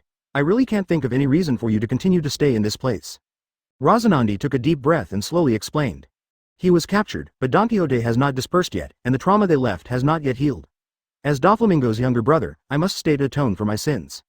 Rosinante looked guilty. During his time at Don Quixote, he clearly knew how much suffering Don Quixote had brought to the sea. After hearing this, Smoker frowned tightly. He looked at Rosinante with an incomprehensible look and said slowly, "But if you stay here alone, can you make up for this? You know, what Doflamingo did is so bad, no matter how hard you try, you can't change it." Then, as if he remembered something, he added, "And Karen has already said, you are you, he is him, why do you put the blame of others on yourself?" Hearing this, Rosinante showed a bitter smile. He shook his head and replied softly, "To you, or to people in this world, Doflamingo is naturally someone else, but to me, he is my brother. I have no choice but to leave with peace of mind." Smoker listened silently, then picked up the wine glass and poured himself a full glass of wine without saying a word. Karen nodded. He was not surprised by his choice. This was Rosinante. "What do you want to do?" Karen asked. Rosinante hesitated for a while, and then his tone was firm. "I want to recreate Don Quixote, different from Doflamingo's Don Quixote." Chapter 239 Crow Advertisement. Rosinante left. Before leaving, he and Karen agreed to wait until 3 years later. No matter what the outcome, he would complete his redemption and return to justice. Karen didn't stop him. Let warring states have a headache. "Hey, what do you think he thinks?" Smoker sighed, still struggling with Rosinante. Karen said lightly, "No matter what he thinks, this is his own decision, and all we can do is support him. This is North Blue." Smoker opened his mouth, as if he wanted to say something else, but in the end it turned into a sigh. "Forget it. When are we leaving?" he asked. "Don't worry, there's one more thing." Karen poured a cup of tea, looking leisurely and contented. Smoker looked at Karen and scratched his head. "What's the matter?" In the luxury box, Smoker's figure has disappeared. Opposite Karen was a young man with dark green hair. The two sat opposite each other, Karen holding the teacup and looking at him. "Tell me how you met Stella." Tetzolo stared into Karen's eyes. After the battle between Karen and Doflamingo, he did not choose to leave, but stayed here with Karen. Karen had never had the chance to meet him until now. Karen did not answer in a hurry, but looked up and down at the future Golden Emperor. He has a well-proportioned figure and stands upright, half a head taller than Karen. In terms of temperament alone, he is far less burly and domineering than in his previous life, but the firmness and ferocity shown in his eyes from time to time make people have no doubt about his firmness and determination. Seeing Karen didn't answer, the anger in his eyes became even more intense. If he hadn't seen Karen's method of dealing with Doflamingo with his own eyes, he might have been unable to hold back his fists. Karen said calmly, "I guess you only came to North Blue in the past 3 months, right?" Tetzolo was stunned for a moment, then looked at him warily, the defensive look in his eyes becoming more and more obvious. "How is that possible? I am originally from North Blue and have lived here since I was a child." Karen smiled slightly and said calmly, "It's normal for you not to admit it. After all, no matter who those encounters happened to, he would hide them." Tetzolo's face changed drastically, and his eyes kept wandering around, as if he was ready to escape at any time. Karen looked at him funny and nodded secretly in his heart. He is calm and thoughtful, but he lacks experience. Gilder Tetzolo. Karen suddenly called out his full name, and then said seriously, "I know everything about you, including how you escaped from Marijoya." Saying this sentence, it is almost obvious. Advertisement. This time, it was Tetzolo's turn to be silent. He stood there, clenching and unclenching his fists at times, the struggle and fear in his heart intertwined. Then, silence began, with neither of them speaking. After about 3 minutes, Tetzolo finally figured it out. The moment his identity was exposed in front of Karen, he had no choice. He also knew that Karen would not kill him at all, otherwise he would be a dead man. What do you want to do? His voice was low, with a trace of unconcealable trembling. Although he is determined now, he has not yet truly become a confident and powerful person. What I want is simple. Karen's tone was still calm, as if chatting with an old friend. I want you to join me. You want me to join Marine? Tetsolo said with a hint of uncertainty. Karen smiled but said nothing. Tetsolo's heart tightened. He understood what Karen meant. Joining Karen and joining Marine were not the same concept at all. Then he smiled bitterly. Do I have a choice? Karen smiled lightly. Of course, but I don't think you have a better choice. After all, my goal is the same. Tetsolo stared into Karen's eyes. Do you know my identity? Good. You said our goals are the same? Good. Don't you think this sentence is ridiculous? I don't find it funny at all. Tetsolo was lost in thought, and time passed by. About 5 minutes later, he asked again. Who are you? Karen paused slightly when he heard this, then he walked aside, picked up the kettle and poured a cup of boiling hot water. Then, he slowly walked up to Tetsolo, leaned into his ear, gently placed the teacup in Tetsolo's hand, and whispered. Your benefactor. Tetsolo's eyes widened and he looked at Karen in disbelief, with countless thoughts in his mind. In his heart, there is only one person who can be called a benefactor. At this moment, Tetsolo suddenly realized something was wrong with the teacup in his hand. The hot tea that was supposed to be steaming was now frozen into a hard piece of ice. Seeing this scene in front of him, Tetsolo's eyes instantly became extremely shocked, as if he remembered something terrible. He stared at the frozen piece of ice, his heart filled with doubts and fear. Advertisement. He knew what this kind of power meant, and he had witnessed this kind of power with his own eyes once when he was in Mauricio. That day, he followed the army closely, his eyes full of desire for freedom. Chirp. He raised his head and saw a black sparrow hovering above his head. No, it looked more like a crow than a sparrow. At this time, it was looking at him with a pair of mysterious and majestic eyes. At this moment, he understood everything. How is this possible? He stood up suddenly and almost screamed, but quickly covered his mouth again. There's nothing impossible about it. Karen sat back down again, took another empty cup, and filled himself with tea. You really are. Karen stopped talking and sipped the tea by herself. I can't take you down yet, Demo. I have already said that our goal is the same, if you haven't changed. How about it? Do you want to join me? You still have the right to refuse now. Tetsolo looked at Karen with excited eyes, and the excitement in his heart was beyond words. At this moment, he was not as alert and nervous as before. These are his benefactors, and it is not an exaggeration to say that they are his reborn parents. I'll join. Please let me join. Karen secretly breathed a sigh of relief. Although he was not surprised by Tetsolo's choice, this was the future Golden Emperor. Before he confirmed joining, Karen was really a little nervous. Ha ha ha, don't worry, Tetsolo, you won't regret it. Karen said with a laugh, and then directly handed him the golden fruit obtained from Don Quixote. Now that we have become a family, let's eat this fruit. Tetsolo did not take the fruit immediately, but stared at it with a strange expression for a long time. He went through untold hardships and traveled thousands of miles to come here, just to get this golden fruit. In fact, he has already made plans to stay in North Blue for a long time. But what is unexpected is that after only half a year, this fruit fell into his hands so easily. What's more important is that this fruit was given to him by his benefactor. At this moment, he felt as if he was in a dream. He was stunned and stood motionless. This is a golden fruit. Do you want me to eat it like this? He asked Karen in disbelief with his eyes widened. Karen smiled and said, Ha ha, Tetsolo, no matter how precious the fruit is, if no one uses it, then it will be just an ordinary fruit.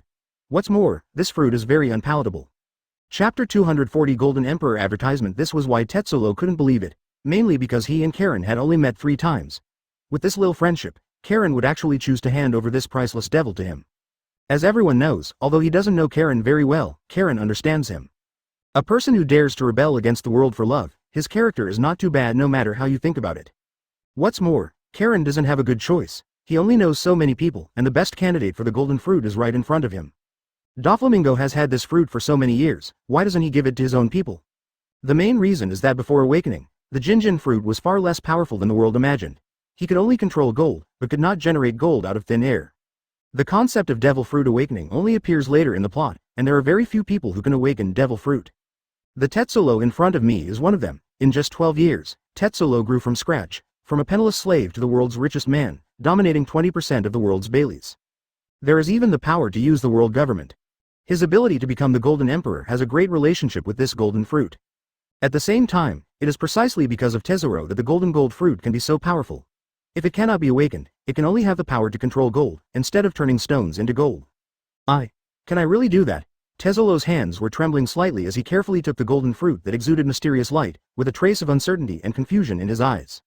Although he was full of expectations, he still felt a little overwhelmed when facing such a precious treasure.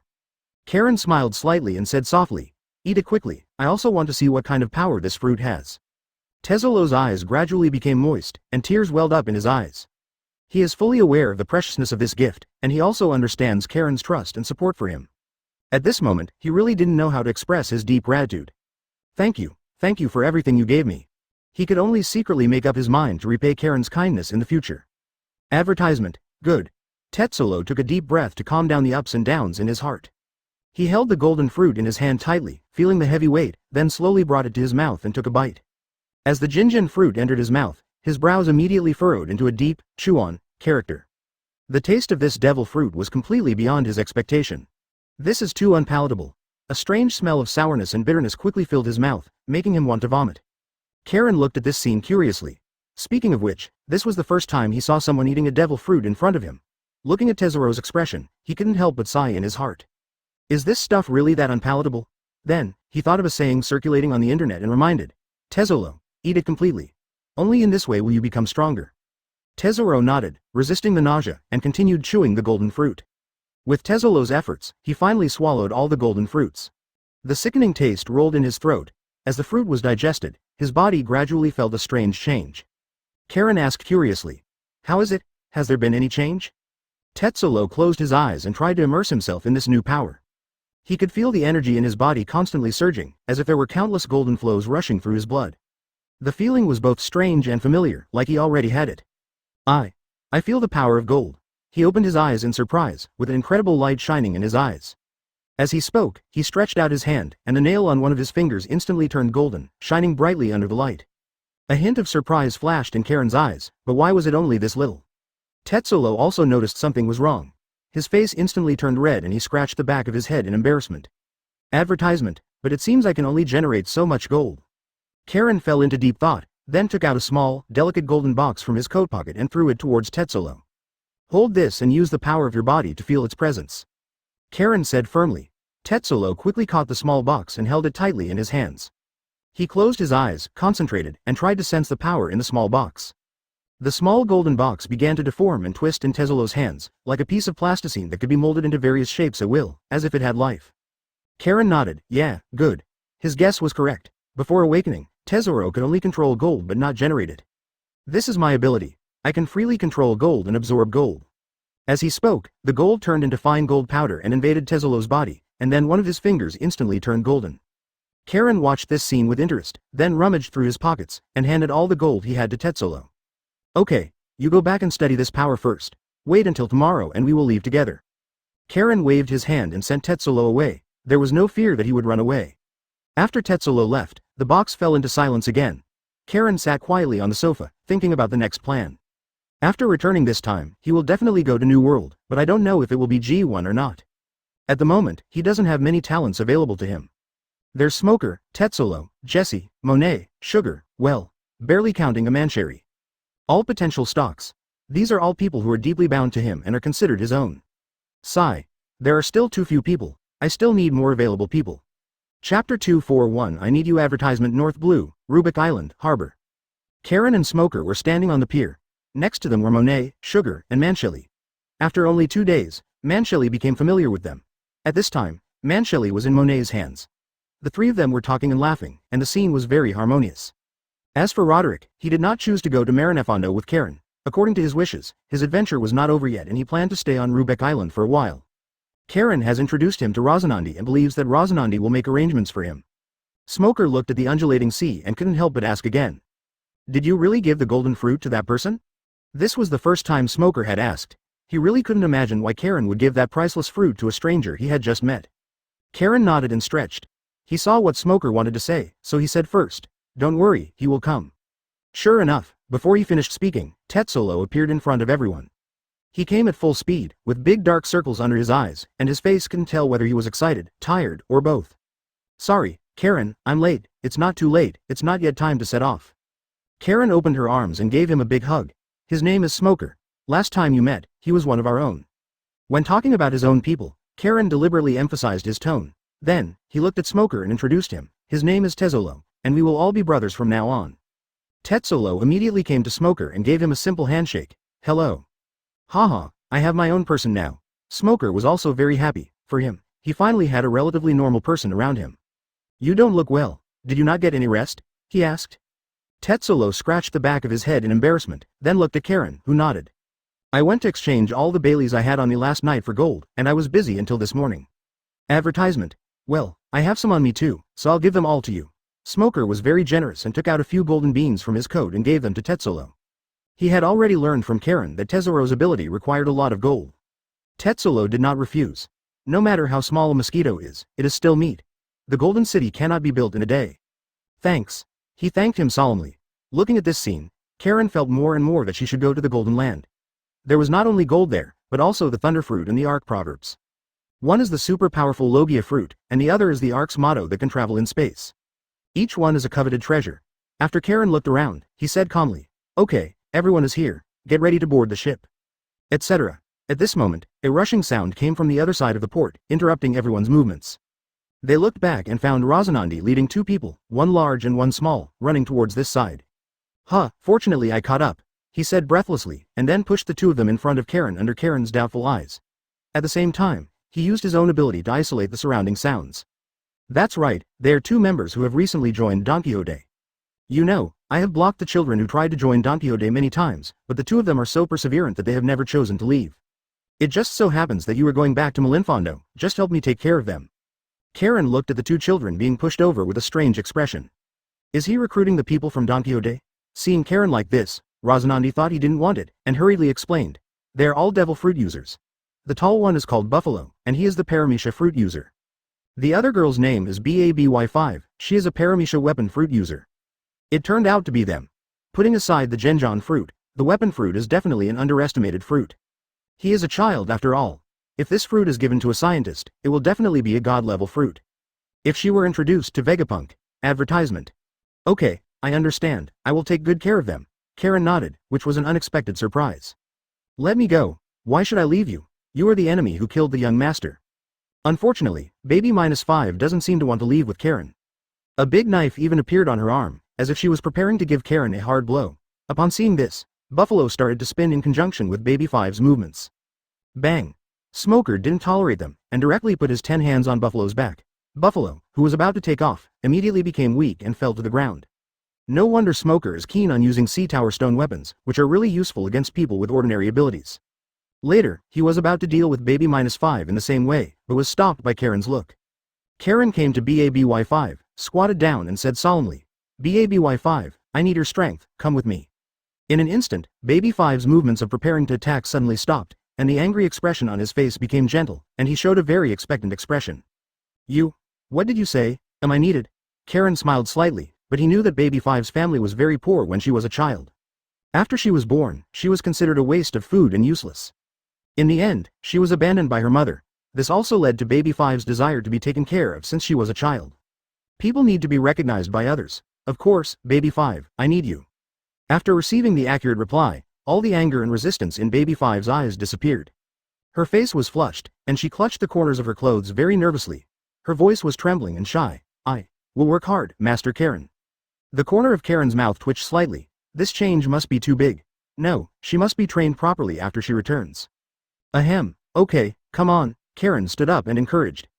Baby-5 was left looking at Rosinan with a shy look on his face. Have you really decided to stay? Yes.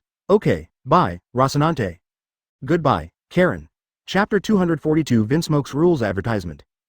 Waste. In Germa Kingdom, Judge turns into a desktop cleaning master, sweeping away files and clutter on the desktop. One of the newspapers fell to the ground, and the page above showed Doflamingo kneeling in front of Karen. What, heavenly Yaksha? What, see rogue, were defeated so easily. What a useless guy.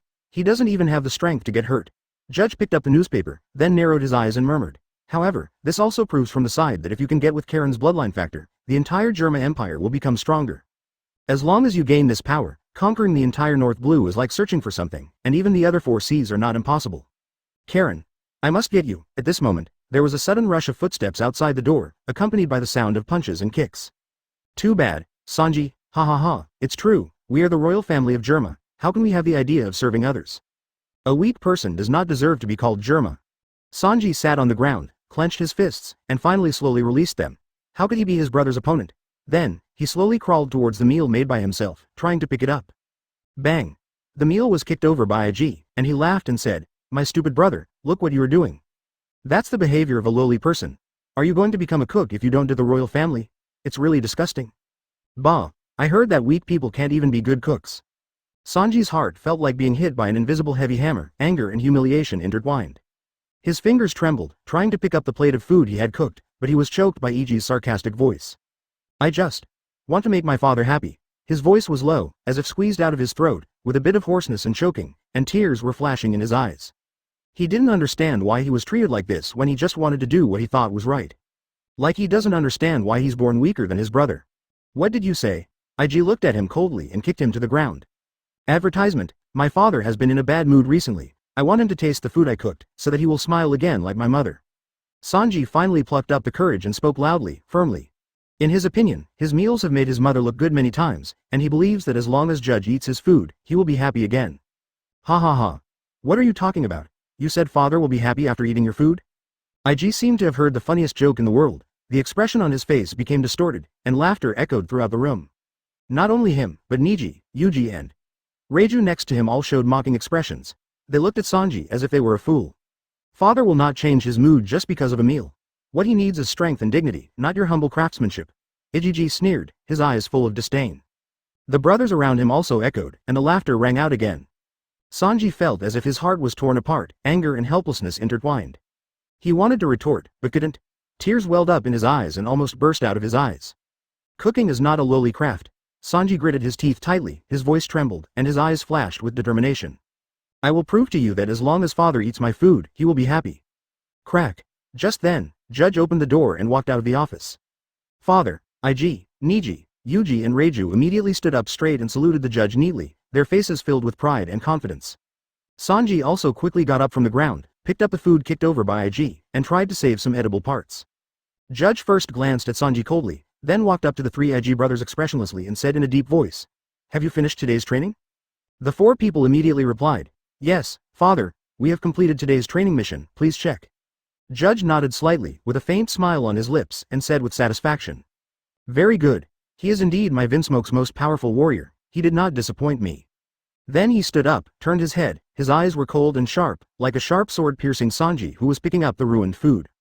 "That's enough, Sanji, what are you doing?" Judge's voice suddenly sounded, with a hint of impatience. Advertisement. Sanji's heart tightened and he almost dropped the food in his hands. He didn't know how to answer, so he could only lower his head, his cheeks feeling slightly hot. I want you to try my cooking," he took courage and spoke in a weak voice. The judge frowned and scolded. "Cooking? Do you think this kind of thing can be approved by me? The heirs of the royal family should focus on training instead of wasting time in the kitchen. Members of the royal family cannot serve others. This point don't you even understand the truth?" "But, mother." Sanji's voice was interrupted, and he felt a sense of powerlessness in his heart. "You obviously just want to make your father happy, why is it so difficult to be understood?" "That's enough." Judge's voice was as loud as thunder, making Sanji shudder involuntarily. "Don't mention your mother's name in front of me. If it weren't for you, I'm afraid your mother wouldn't." Judge's words stopped abruptly, and an indescribable sense of tension filled the air. Sanji's heart seemed to be grabbed hard, and Judge's words cut through his heart like a sharp blade. He felt dizzy, and the world in front of him seemed to become blurry in an instant. Thump! He couldn't bear the pressure anymore and fell to the ground. Waste. When Judge saw this, he left with a disappointed look on his face. He didn't even look at Sanji, and just let Sanji faint in the corridor without caring. The brothers around him also stopped laughing, and the expressions on their faces changed from joking to astonishment, and then to indifference. "You useless guy, what a shame," IG said coldly, with a hint of disdain in his eyes. "HMPH, don't waste your time on him." Niji curled his lips and turned around to leave. Reiju looked at Sanji on the ground and opened his mouth not knowing what to say. At this moment, Judge's voice came from the office. "Reiju, come in." Reiju sighed imperceptibly and turned to enter the office. In the office, Judge picked up all the documents that had fallen on the floor. He handed a newspaper with Karen's photo to Reiju. "Let's take a look." Reiju took the newspaper. On the cover, the slightly immature Karen was attracting attention in the cafeteria. At this time, the future marine hero was looking at the shocked pink-haired girl Tina with a disappointed expression. Recounting the romantic past of marine hero Karen. Editor. Morgans. Chapter 243. Kaido and Linlin advertisement. New World, Ghost Island. The aroma of wine overflows and the sound of snoring is thunderous. Kaido, who looked like a mountain, was lying on his back sleeping soundly. At this time, a man wearing a black double-breasted uniform walked out of the darkness. Behind him was a pair of huge black wings, as tall as his entire body. He almost wrapped his whole body in clothes, leaving not an inch of skin outside, making him look very mysterious. In addition, there was a blazing fire burning on the back of his head. He is the vice president of the Beast's Pirates, Fire Calamity, Jin. He walked very slowly, but his speed was very fast. In just a moment, he appeared in front of Kaido's mountain-like body. Lord Kaido. He lowered his head and stared at the sleeping Kaido. After thinking for a second, he chose to leave slowly. As soon as he turned around, Kaido's snoring suddenly stopped, and his huge body trembled slightly. His eyes slowly opened and he looked at Jin casually. "What's up?" His voice was low and seemed to have a hint of sleepiness, but his majesty should not be underestimated. Jin immediately knelt down on one knee. Although his expression could not be seen clearly, his tone was very respectful. "Lord Kaido, Joker was captured by Marine." The atmosphere fell into silence, and after a full minute, Kaido's voice came out from the darkness. "Trash. Oh, wow, is this the so-called Heavenly Yaksha? It really disappoints me." "Then, Jin, tell me how he was captured." Jin lowered his head and told Kaido everything he knew. "Kallen, the new Marine who defeated Shiki. Oh, hey, it's interesting, it's so interesting. Before I took the initiative to find him, he started to trouble me. Don't he know Joker is my partner?" Kaido's laughter was like thunder, and at the same time he did not forget to hold the wine bottle and pour wine into his mouth. The wine flowed down his chin, looking wild and unruly. Jin still lowered his head and said slowly, "Lord Kaido, our business with Joker. Find out the Joker's current location, and I'll go meet him in person." Advertisement. Kaido stood up slowly, a fierce light flashing in his eyes. "Lord Kaido, count the days and Joker and Karen should have arrived in Marineland." Jeer. Kaido seemed to be drunk. He stumbled and returned to his original position in confusion. "Oh, ho, my poor Joker, it's all because you were too weak." Totland Sea, Cake Island. The air is filled with the rich aroma of desserts, and the chefs in dessert shops of all sizes are very busy. "Quick! Bring out all the desserts," Charlotte Perisparrow anxiously directed the men around her.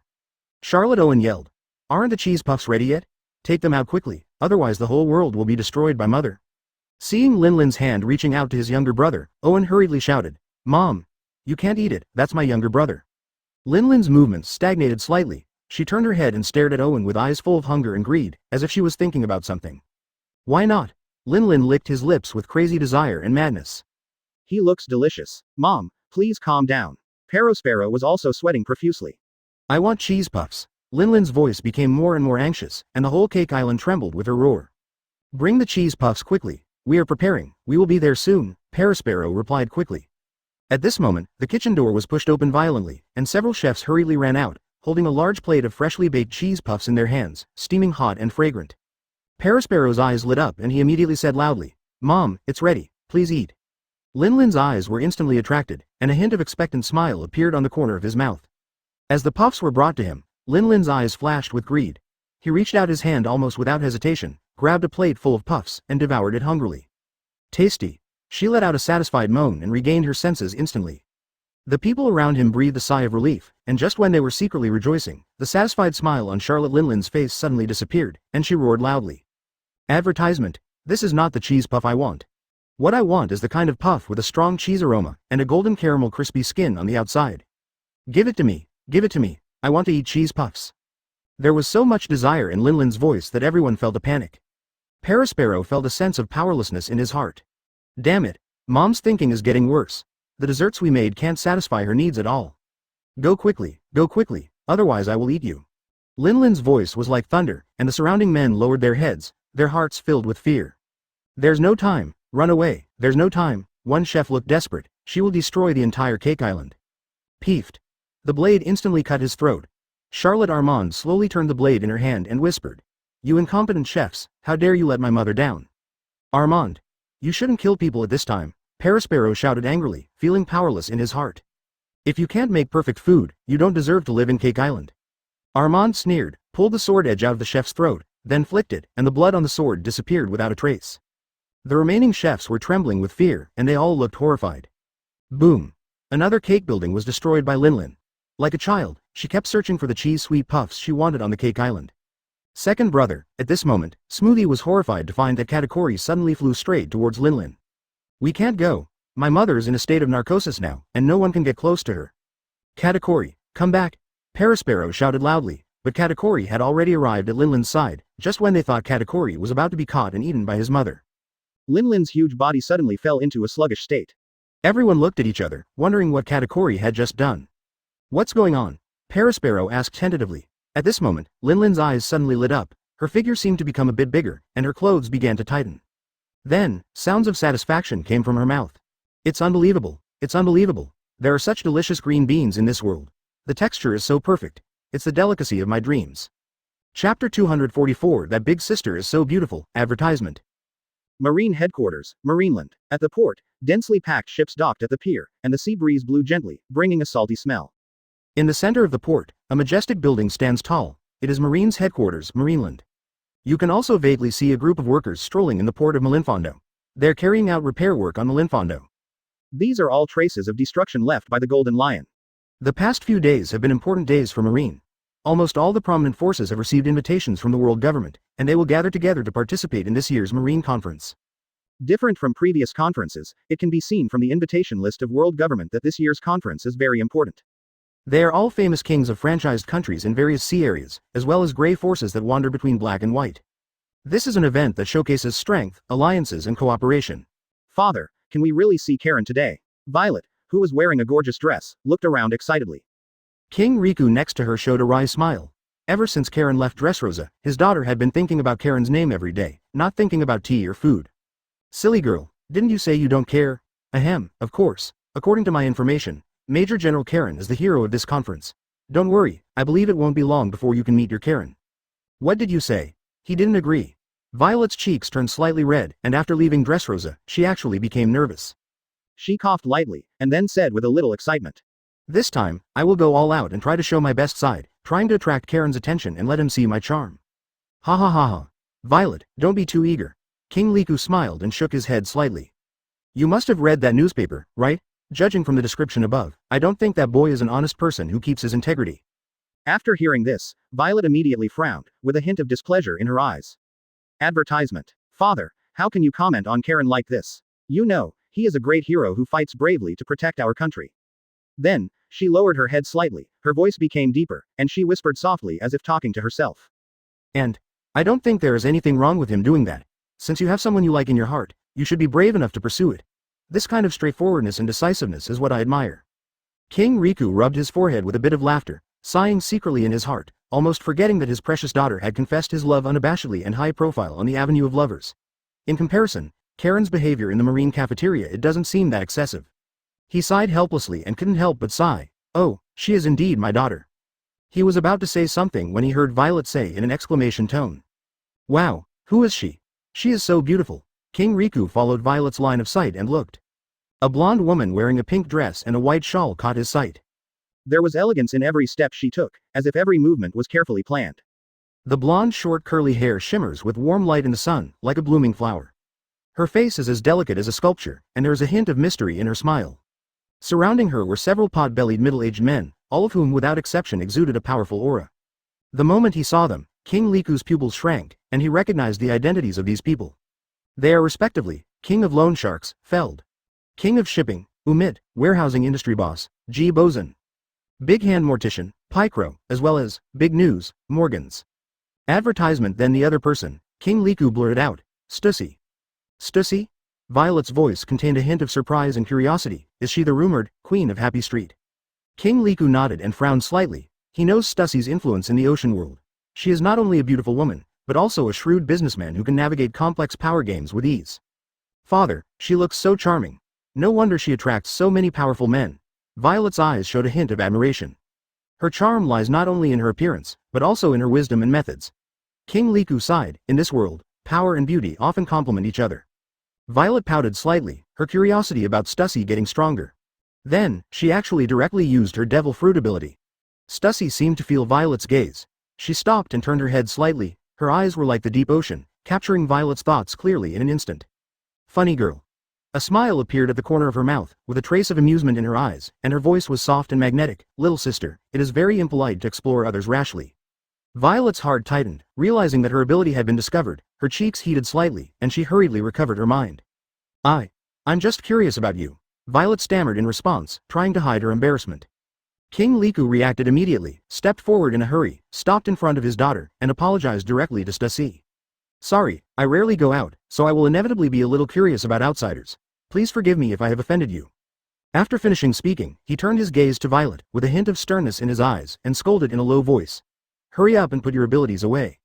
Violet immediately realized how stupid she had done, and she immediately bowed to Stussy. I'm sorry, Miss Stussy, I didn't control my ability well. Young people are always full of curiosity. This is part of growing up. Stussy smiled slightly, but in this world, excessive curiosity can bring misfortune. It's me who looks good. If it were these people next to me, they would probably be very angry. Several big guys immediately cooperated with Stussy's words, showing an aura of keeping strangers away. Just when the atmosphere was slightly awkward, a young voice came from the other side of the port. Guillaume-sama, that big sister is so beautiful. Chapter 245 Uda's Mummy. Advertisement. Everyone looked over at the sound and saw a group of Marines walking towards the port in a mighty manner. Walking in the front was a beautiful woman with a hot figure. She was wearing a large marine cloak. The edges of the cloak swayed gently with her steps, making her look both elegant and full of momentum. There is a slender long knife hanging on the waist, with complex patterns carved on the handle, exuding a sense of majesty and power. Her steps are steady and her figure is graceful, showing both the softness of a woman and the fortitude of a warrior, as if she were a goddess walking from the battlefield. At the same time, she was holding a little girl with red and white hair in her left hand. Her tender cheeks and twinkling eyes reflected her innocent smile. Guillaume looked down at Uda and said with a smile, Uda will become as beautiful as her when he grows up. Uda blinked and said innocently, Really, will Uda be as beautiful as that big sister when she grows up? Stussy was stunned for a moment, then a smile appeared at the corner of her mouth. She turned around and walked towards Guillaume and Uda, leaned over and said with a smile, What a cute little sister. As she spoke, she seemed to want to reach out and touch Uda's hair, but was stopped by Guillaume. Are you the queen of Happy Street? Guillaume said coldly, with a hint of vigilance and indifference in his tone. Stussy stood up and faced Guillaume, smiling lightly, You can call me Stussy. Guillaume's eyes showed disgust and he snorted coldly, I wouldn't dare. You are the legendary emperor in charge of transactions in the underground dark world. Stussy was not angry either, she chuckled and said, Haha, it seems that you have some misunderstandings about me. I am not the emperor of the dark world, I am just a weak ordinary businessman. As she spoke, she made an exaggerated gesture, as if to show off her slender figure. A businessman? A businessman doing business in the red light district? Guillaume mocked. Stussy's smile remained the same, and she seemed not to care about Guillaume's ridicule. Miss Guillaume, you are a businessman no matter where you do business, aren't you? Besides, business is a voluntary basis. There is no force in my business, otherwise Marine would not invite me. After all, if they weren't forced into desperation, why would those poor women sell their bodies? Advertisement. There was a touch of sarcasm in her voice, and she didn't say many things clearly, such as who was forcing them. But Guillaume obviously understood what she meant and understood that she was mocking Marine or the incompetence and darkness of the world government. Guillaume's face instantly turned gloomy, but she couldn't refute. Because she knew that what Stussy said was true. The world is full of all kinds of injustice and darkness, and although Marine has been working hard to uphold justice, their power is limited after all and they cannot touch every corner. She has long been an adult, and naturally knows that what Stussy said is true, and she also clearly understands that the light of justice in this world cannot illuminate every corner. The helplessness, anger and powerlessness in her heart were intertwined, making it difficult for her to find the right words to respond. You're right, Stussy. Guillaume finally spoke, with a hint of heaviness in his tone, but we Marine have tried our best, haven't we? As long as we can clean up the evil in the world, even just a little bit, it is worth it, As long as there are no pirates in this sea, the world will become a better place. This is the meaning of our Marine existence, Guillaume said loudly, her eyes full of pride and mission. Stussy smiled slightly and said, Maybe the root of the problem is not pirates? What do you mean? Guillaume asked angrily. Stussy pointedly said, Evil is like weeds. The more we cut them off, the more prosperous they grow. Maybe your efforts are just covering up the deeper rot. Uda was a little confused when she heard it. She raised her head and asked, Sister, what are you talking about? Why do you need to mow the grass? Isn't the grass very good? Guillaume frowned and wanted to explain, but was interrupted by Stussy. She squatted down, smiled and said to Uda, Little sister, although grass is good, some grasses will block the sunlight when they grow to a certain height, making other grasses and flowers unable to grow. Uda nodded, seeming to understand, but her innocence made the atmosphere a little lighter. I know you Marines are working hard. Stussy stood up and her eyes became serious, but sometimes, hard work is not enough. What you need is a deeper change, not a superficial cleanup. Guillaume opened his mouth, but didn't know how to speak. Stussy suddenly stretched out his hand, scratched Uda's little face, and said with a smile, Ha ha ha, Major General, I'm just a businessman, don't take some words to heart. Advertisement then, she said to Uda. I guess you are Uda. Uda raised his head, nodded and said, Yes, I am Uda. How do you know my name? Stussy smiled and said, "Of course, I heard that Uda is the little hero who saved Malianvondo. We all like you." Uda seemed a little shy, lowered her head, her cheeks were slightly red. "Really, big sister?" Stussy continued. "Of course, and your father and I are friends." "Wow, do you know Karen?" Uda asked in surprise. Stussy was stunned and asked. "Yes, but why don't you call me father?" Uda's little mouth muttered and said angrily, "Karen never lets me call him father." Stussy gently stroked Uda's soft hair and asked with concern. "Why? Uda is so cute, how could he not like you to call him father?" Uda pouted and said with an aggrieved look, "My grandfather told me that Karen likes the eldest sisters. If I call him father, those eldest sisters will hate him." After saying that, Uda raised her head, looked at Stussy with her big innocent eyes, and asked, "Sister, why do you think this is? Why do the older sisters hate him when I call him Karen's father?" The corners of Stussy's mouth raised slightly and she smiled. "Ha ha ha, I don't think so. If those big sisters know that Karen has a lovely daughter like you, they might like him more." Hearing this, Uda's eyes suddenly lit up, and she asked, "Really, will the eldest sister also like my father?" Stussy's smile was a little awkward, but she nodded slightly. I'll do it." After hearing this, Uda's smile became brighter and her heart was filled with joy. However, she quickly thought of something again and frowned slightly, looking worried. "Hey, is it true? But Sister Guillaume also likes Karen. My grandfather told Uda that Karen can only like one eldest sister. If other eldest sisters also like Karen, will Sister Guillaume be very happy? Are you sad?" After saying that, Uda couldn't help but sigh, looking very worried. However, the next second, Uda's eyes lit up again, he clapped his hands excitedly and cheered. However, if the eldest sister also likes Karen, doesn't it mean that Uda can have two mothers? Ha ha ha ha. Chapter 246 Karen's news advertisement. Uda. At this time, Guillaume suddenly spoke. His cheeks were slightly red, and his tone was a little panicked. "What are you talking about? Who likes Karen?" Uda suddenly flashed his big eyes and asked, "But "I like." Before she finished speaking, Violet, who had been silent for a long time, suddenly ran to several people and shouted, "I like Karen." Guillaume turned his head stiffly, only to realize that there was an energetic girl next to them. Although her skin is dark, it exudes a healthy luster, like a sun-kissed wheat field. Her smile is like a brilliant flower, bright and charming. Her long black hair shimmers slightly in the sun and is tied casually into a ponytail, making her look lively and informal. Guillaume's expression became more complicated. She thought of the promise about Karen's love story and couldn't help but curse in her heart. how many beauties did the hateful Karen provoke? Really, you like Karen too?" Uda looked very happy. She asked, "Yes, that's right. Karen is the hero who saved our country. Of course I like him." Violet's voice was clear and loud. "Ha ha ha, great, now Uda has 3 mummies." Uda smiled and clapped her hands vigorously, looking extremely excited. Guillaume felt unhappy for a while, then shook his head helplessly and looked at Violet. "Hello, who are you?" At this time, King Liku also came over, and of course his army commander Cyrus followed behind him. King Riku said, "Haha, I'm sorry, we are from Dressrosa, she is my little daughter Violet." Guillaume bowed slightly and nodded. "I'm sorry, it turns out she is the princess of Dressrosa." "Haha, Major General Karen once saved our country in Dressrosa. I want to express my gratitude to him personally no matter what." King Liku explained the purpose of his group's arrival. "So that's it. It just so happens that Karen should be back today," Guillaume said with a smile. Advertisement: she came to Hong Kong head today because officer he told her that Karen would return to Malinfondo on her ship. That's why she brought Uda to greet Karen. Oh, no, she came to greet her sister, it had nothing to do with Karen. At least that's what she thought. "Oh, that's right, so the Major General is here to pick up Major General Karen today?" King Liku asked. "I'm too lazy to pick him up," Guillaume shook his head, and then explained. "My sister is also back today, with Karen." "Haha, great, father, did you hear it? Karen just came back today. I think this must be God's best arrangement for us," Violet said excitedly, with a bright smile on her face. King Liku couldn't help but smile, his eyes full of love for his daughter. "It seems like this is a good time, Violet, for you to express your gratitude to Karen in person." Guillaume watched silently from the side, with a burst of complicated emotions in his heart. Karen is a very charming man, and she admires his abilities. If she were younger, maybe she would also like Karen. "Sister Guillaume." Uda suddenly called Guillaume, seeming to see that Guillaume was in a bad mood. "What's wrong, Uda?" Guillaume came back to his senses and asked with a smile. "Is Sister Guillaume unhappy?" Uda asked innocently. "Did Uda make you angry?" No. No, how could I be unhappy, and how could Uda make me angry?" Guillaume bent down, took Uda into his arms, and kissed her cheek gently. Stussy on the side was thoughtful, and she sighed in a low voice. Human emotions are really complicated. Her tone couldn't tell whether it was envy or regret. After all, to her, she was just a clone without a self. At this moment, the whistle of a warship broke the tranquility of the port. "Look, the warship is coming." Violet pointed excitedly into the distance, and Guillaume looked up.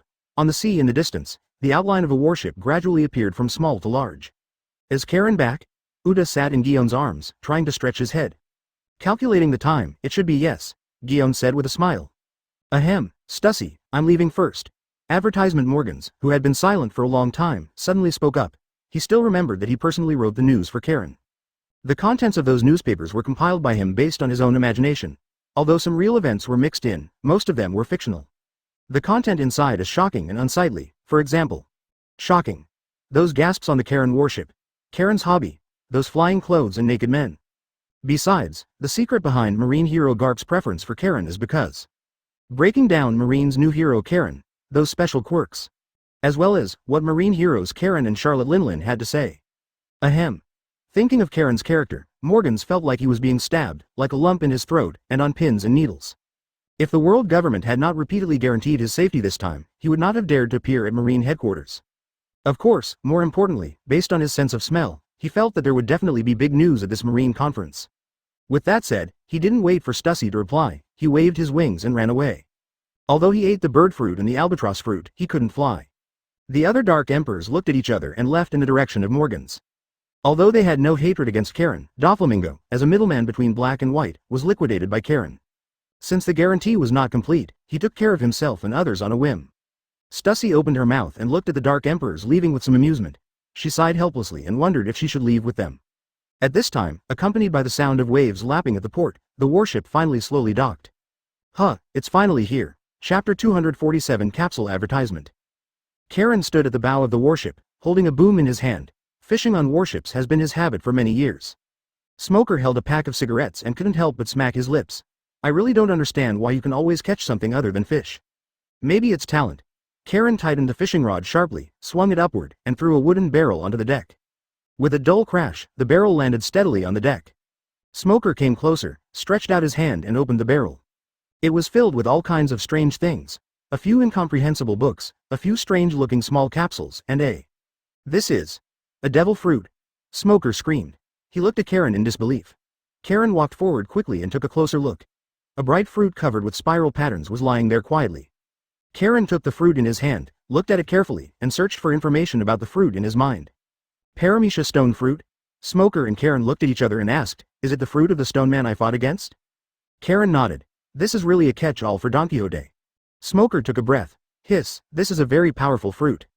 He has fought with Pika and is very aware of the power of the stone fruit. Although it is paramecia, its abilities and effects are very similar to Logia. Karen put the fruit away and was very excited. It has been 3 years since he obtained the ability of Fishing Guy. According to the probability in the game, it can be said that he has withdrawn money this time. Am I guaranteeing this? Karen muttered secretly in her heart.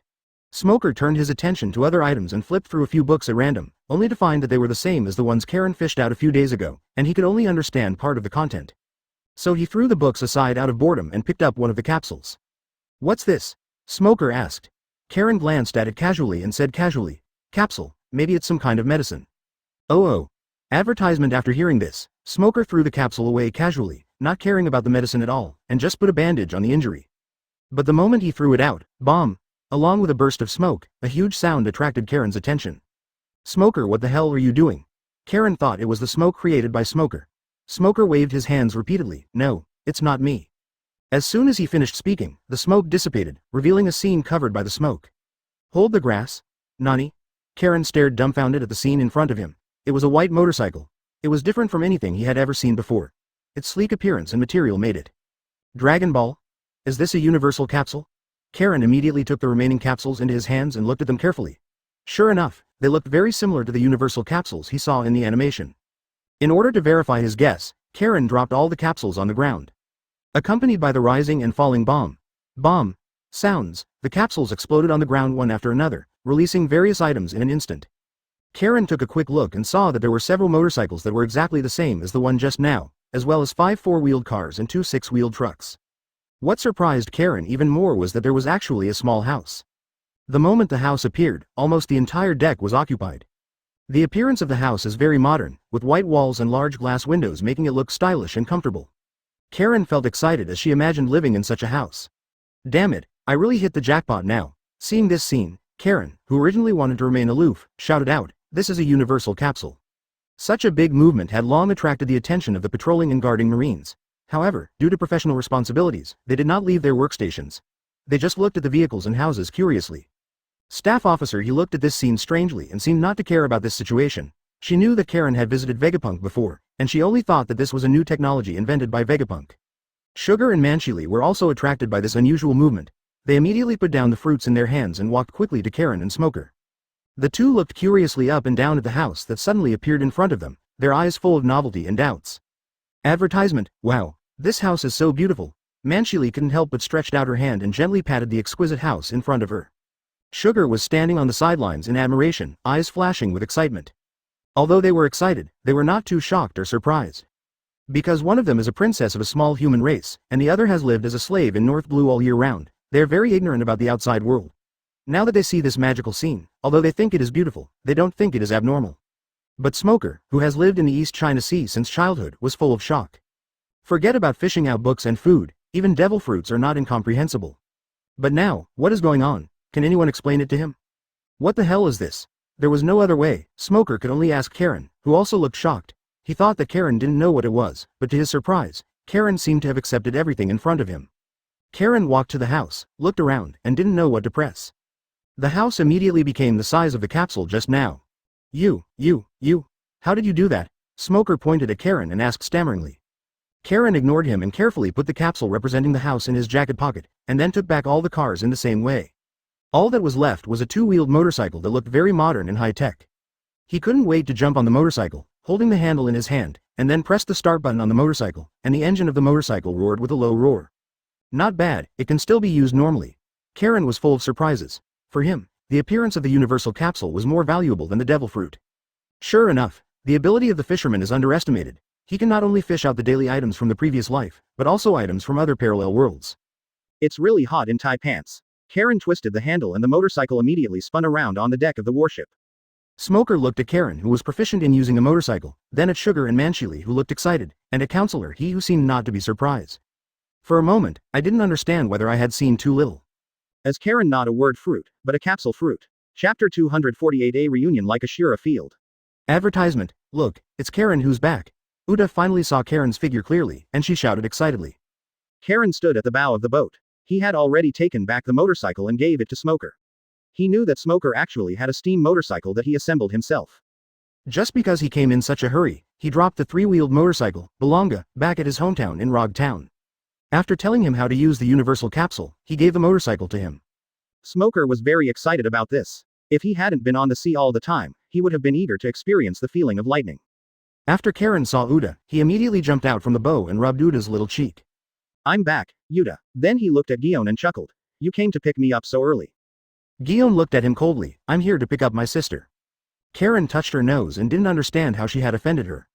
Karen. At this moment, Violet shouted hurriedly, and Karen turned his head, a little surprised. Princess Violet. Why are you here? Violet approached Karen and wanted to grab his arm, but Karen stopped her with a look. So, Violet pouted and said dissatisfied. Why are you so cold? Karen said. You are a princess, I am just a little marine, and our relationship is not that familiar. Violet frowned slightly, looking very unhappy, but quickly returned to her smile. Okay, but we will get to know each other soon, right? Maybe. Karen sighed in his heart. He naturally knew what Violet meant. It's just that he doesn't want to accept such feelings. He has his own ideas and pursuits about love and marriage. He longs for freedom and does not want to be troubled by any form of restraint. Of course, the most important thing is that he doesn't like. Scumbag. An almost inaudible whisper slipped out of the corner of Guillaume's mouth, so soft that only she could hear it.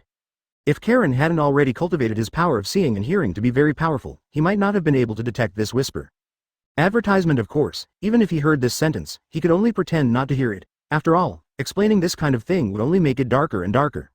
So, he coughed dryly, tried to change the subject, and asked, Ahem, Princess Violet, why did you come to Malinfondo? Of course I came to see you, Violet said excitedly. Scumbag. Karen looked at his nose with his mouth, his heart with his nose, and looked at King Liku calmly. King Liku smiled and said, Haha, Karen, long time no see, you are still so high-spirited. Karen said calmly, His Majesty King Liku is still as charming as ever. Haha, we came to Marinavender this time mainly because we were invited by the world government. Of course, meeting you is also our main purpose. We haven't expressed our formal thanks to you for saving our Dressrosa last time. And apologize for Violet's recklessness last time. His Majesty King Liku is joking. You helped me a lot last time. King Liku bowed slightly and solemnly thanked Karen. Thank you, Major General Karen. Karen did not move and accepted his thanks, but it was not because he helped him defeat the Big Mom pirates last time, but because he arrested Doflamingo and imprisoned him. You know, if it weren't for him, according to the development of the original work, the entire Riku King, the whole family will live a very miserable life. It can be regarded as indirectly changing everything. You're welcome. Catching pirates is our Marine's duty. As for Princess Violet, I don't take it to heart. King Liku glanced at his excited daughter and sighed in his heart. Didn't he take it to heart? It's you, His Majesty King Liku. At this time, staff officer he and his party also disembarked from the warship. Manchili recognized her fellow countryman at a glance. King Liku looked at Manchili and said with a smile, "It turns out to be Princess Manchili. Why are you here?" Manchili puffed up her chest and looked proud. Of course, I'm Karen's friend. King Liku was also very excited. It was really exciting for the Dongtada clan to go out and be recognized by outsiders. Elder sister. Gion handed Uda to Karen and walked quickly towards Staff Crane, as if he couldn't wait for Staff Crane's arrival. Karen looked at Uda, then at Violet, and then focused on Stussy aside. Long time no see, Karen. Advertisement. Stussy walked towards Karen with graceful steps. Karen's eyes flashed with surprise. The last time he met Stussy, she still represented CP0. Now that Stussy had taken off her disguise and stood in front of him, he realized that Stussy's figure and appearance were like this. Outstanding. Hello, what are you doing? Not only the participating countries have received invitations, but we, the little-known people in the underground, have also received invitations. Stussy reached out her hand and gave Karen a polite shake. A smile appeared on Karen's lips. When did the Underground Emperor become a nobody? Ahem, it seems that this conference is really important. Stussy came close to Karen's ear, her red lips parted slightly, and a stream of heat eroded Karen's ear. He said in a low and inaudible voice, "In this conference, the higher-ups will target you, so be careful." Karen couldn't help but trembled. Of course it wasn't because of the news. He had already expected that this conference would really target him. That sentence is true. A skinny camel is bigger than a horse. Even a former celestial dragon is still a celestial dragon. Not to mention Doflamingo is a former celestial dragon who is related to the 5 elders. Scum. Officer. He followed Gion's line of sight and found Karen and Stussy whispering. She sighed and reminded. I think you should really learn from that little girl and tell her if you like her. I think Karen is also interested in you. Ah. Gion was slightly startled, with a blush appearing on his face. I don't like it. Then she whispered. Besides, we are so many years apart. He glanced casually and said with a smile. I tell you from experience, men like big ones. Gion lowered his head, the blush on his face becoming more and more obvious. Ha ha ha. Stussy let out a crisp laugh. Little brother, you are still so cute. Uda blinked and asked in a sweet voice, Isn't Uda cute? Stussy pinched Uda's nose. Cute, 100 times cuter than Karen. Uda stretched out her little hand. 100 was a bit too big for her. After checking for a while, she quickly stopped worrying. So, as if in response to Stussy's compliment to her, Uda said excitedly. Sister, you are very cute too. Can you be my mom?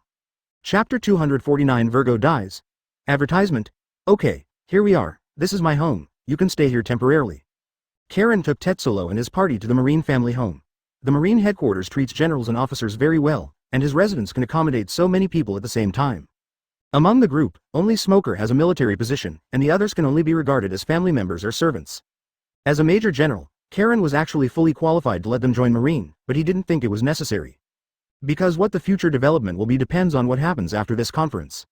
The only thing he was sure of was the Marine Fleet Admiral who was promoted to this class by the Sengoku. As for the Warring States period and what he said about him becoming a general, after Stussy clearly told him that the higher-ups would target him, he no longer had any hope. You'd better not mess with me, or else. Karen's eyes flashed. He was no longer a young boy who could not be manipulated by others. After arranging them, Karen thought for a moment and led Uda towards ZFA's residence. Grandpa is not at home. Uda saw what Karen meant and reminded him in a sweet voice. Karen paused slightly and asked with a smile. So, does Uda know where Grandpa Zepha is? Uda nodded. I know, he is in the training camp. Run faster. What are you doing? Didn't you eat? Lift your legs. Your speed is worse than a snail. If you continue like this, you are not worthy of wearing a military uniform. I'm so angry. You are simply the worst class one have ever led. Before arriving at the training camp, Karen heard ZFA's roar, especially the words that he found very familiar. Sure enough, every instructor will say this. After walking a few more steps, the purple-haired man appeared in Karen's sight. He was still so energetic. Although Zepha has retreated behind the scenes for many years, in his heart the training ground is the battlefield. And he is the supreme commander of this battlefield. The supreme commander will not be tired, nor will he be knocked down by time. Advertisement. Compared to the first time Karen saw him, Zephyr seems to have changed a bit now. Although he still has a serious face, there is a lot more light in his eyes. Hurry up, speed up. Zephyr continued to direct. At the edge of the training camp, Dominic stood with his board upright, recording something meticulously. Teacher Zephyr is still so imposing. Karen came to Dominic and said with a smile, "This reminds me of the days when I was beaten in the training camp many years ago." Dominic was shocked, and then he lightly punched Karen's chest. "Karen? When did you come back?" Karen smiled slightly, "Just now." "Haha, you kid, you can do it. Even the Golden Lion was defeated by you." Dominic's face was filled with admiration. When he got the news, he was shocked. Although he had known that Karen's potential far exceeded him, when the news of Karen's defeat of the Golden Lion reached the headquarters, Karen's reputation in Marine reached its peak, almost on par with Marine hero Garp. You know, Garp was already in his 30s when he defeated the Rock's pirates. As for Karen, if he remembered correctly, Karen was only 20 years old. A 20-year-old Marine actually defeated the legendary pirate Golden Lion. As soon as the news came out, not only the pirates were shocked, but even Marine couldn't believe it. Dominic was naturally more proud, and he also experienced ZFA's happiness. From now on, he can proudly say, "You know Marine hero Karen, I personally assessed him." Karen smiled modestly. It was just a fluke. Dominic rolled his eyes, with a look on his face that made him believe it or not. "You are here to see Teacher Zephyr, I'll call you now." With that said, Dominic was ready to turn around and help Karen call Zephyr out. "Wait, Dominic instructor." Karen stopped him. In Dominic's confused eyes, Karen asked, "I remember there was a student named Virgo in the training camp. Now that Doflamingo has been arrested, Virgo Karen will naturally not let him go. You like playing Infernal Affairs, right? Advertisement." Just when Virgo's name was mentioned, a trace of sadness suddenly appeared on Dominic's face. "What's wrong? I remember I saw him last time," Karen asked curiously. Dominic sighed and said slowly, "He has died, just a few days ago." Karen's pupils shrank. "What's going on? Although the training camp is strict, it's not like this." Dominic was silent for a while, seeming to collect his thoughts, and he said, "Virgo performed very well in the training camp, but a few days ago, when we had a real battle, he, unfortunately, died." Karen asked, "How did you die?" "The pirate group we were fighting at that time was called the Black Wind Pirates. Its captain Rudolph was a pirate with a bounty of 11 million. In the final stage, the Black Wind Pirates suddenly started a raging fire. In order to rescue the innocent people, Virgo, unfortunately consumed by fire." Dominic looked sad, remembering the events of that day vividly. Karen frowned slightly, thoughtfully. All this was such a coincidence. As soon as Doflamingo was arrested, Virgo died immediately. He must have gotten the news and deliberately faked his death. As expected, these people should not be underestimated. Each one of them is like a fox. Once he senses something is wrong, he will get away immediately. Karen said, "Dominique, you don't need to be sad, Virgo is definitely not dead." Dominic thought Karen was trying to comfort him. "It doesn't matter, as a Marine, I have long." Karen interrupted coldly, "Because I will catch him and send him to see Doflamingo." Huh? Dominic looked confused and couldn't understand what Karen meant. Karen patted his shoulder and said slowly, "Actually, Virgo is an undercover agent sent to Marine by Doflamingo. He had no good intentions from the beginning when he joined Marine. Now that Doflamingo has been arrested, that guy must have faked his death and escaped." Dominic was stunned, and the grief on his face was instantly replaced by shock. "What are you talking about? Virgo is an undercover agent, how is this possible?" He was very fond of the recruit who always had something stuck on his face, and seemed a little overwhelmed when he heard the news. Karen stared into his eyes. "I know this sounds unbelievable, but you have to trust my judgment. He is a born master of disguise." Without Karen's intervention, according to the development of the plot, Virgo would have sneaked into the position of Lieutenant General at Marine headquarters. Belongs to the absolute upper echelons of Marine. Chapter 250. Will you choose to leave with me? Advertisement. This. Dominic still couldn't accept it. Karen said lightly. "So, there is no need to feel sad about his fake death. One day in the future, he will definitely show his whereabouts. At that time, I will personally send him to hell." Donamica was silent for a while and nodded slowly. Seeing this, Karen patted him on the shoulder and said nothing. "Okay, Karen, I understand. I'll call Teacher Zephyr for you." "No, I'll go by myself." With that said, Karen took Uda and walked in the direction of Zephyr, leaving Dominic standing alone and not knowing what he was thinking. "Teacher Zephyr is too strict," one of the running Marine recruits complained. "Huh, it is precisely because of strictness that we can train a Marine like Major General Cullen, so let's work harder." Another Marine recruit said breathlessly. As soon as Karen's name was mentioned, it immediately aroused discussion among the recruits. "Major General Cullen, he is simply my idol. Did you hear that he actually captured a Draco in North Blue?" "Nonsense. Who doesn't know this news? That's a celestial dragon. Major General Karen is too fierce. The most important reason why this Marine conference is so grand is because of Karen. Hey, what do you think we can do to become a person like Major General Cullen?" Haha, let alone becoming Major General Cullen, I would be satisfied even if I just met him. As more and more recruits join the discussion, the voice becomes louder. At this time, Zephyr was checking the training equipment. He turned his ears slightly and heard the voices of these recruits. His brows wrinkled slightly, and his face instantly became extremely gloomy. What are you mumbling about? I can't control your words in training. It seems that the goals given to you are still too few. Give me another 20 laps. If you continue like this, I will let you know what real training is. His voice sounded like thunder, instantly frightening the recruits who were training. Advertisement. It's over. 20 laps. It's all your fault. I didn't say a word. Ooh, Teacher Zephyr is so serious. I haven't even seen him smile. Teacher Zephyr smiled? Where? Almost all the recruits looked at Zephyr curiously. With this look, they discovered another side of Teacher Zephyr. He was indeed smiling, and he was smiling kindly. Looking in the direction of Zephy's smile, I saw a young Marine officer holding the hand of a little girl and saying hello to Zephyr. It turns out it's her. Who is it? You don't even know about her? She is the granddaughter of Teacher Zephyr, the hero who saved Malinfondo. Uda is actually a little girl. The person who asked earlier was amazed. He had just joined Marine in recent days. He had no idea that the legendary hero who saved Marineford was actually a little girl. He looked at Uda up and down, then looked at Karen who was holding Uda and said slowly. The man holding Miss Uda's hand seems familiar to me. Holy shit. Karen? Long time no see, Teacher Zephyr. Karen looked at Zephyr and said with a smile. Humph, you brat, you are really causing trouble every day. Zephyr pretended to be angry and hit Karen's chest, and Karen coughed lightly in cooperation. Okay, boy, you still want to blackmail me. Karen's old face turned red, and the scene of the blackmail day was still vivid in his mind. It was from that day on that he was remembered by Zephyr and gradually began to take off on his own. Ha, if you don't give me 10 famous swords today, I'm afraid it will be difficult for you to end it. Go away. Don't think that I don't know. You have already obtained the 2 famous swords of the Golden Lion. They were accidentally lost during the battle. It's a shame you thought of it. Advertisement, Zephyr said with a smile, thinking of the dark face of warring states when he received this news. He wanted to laugh.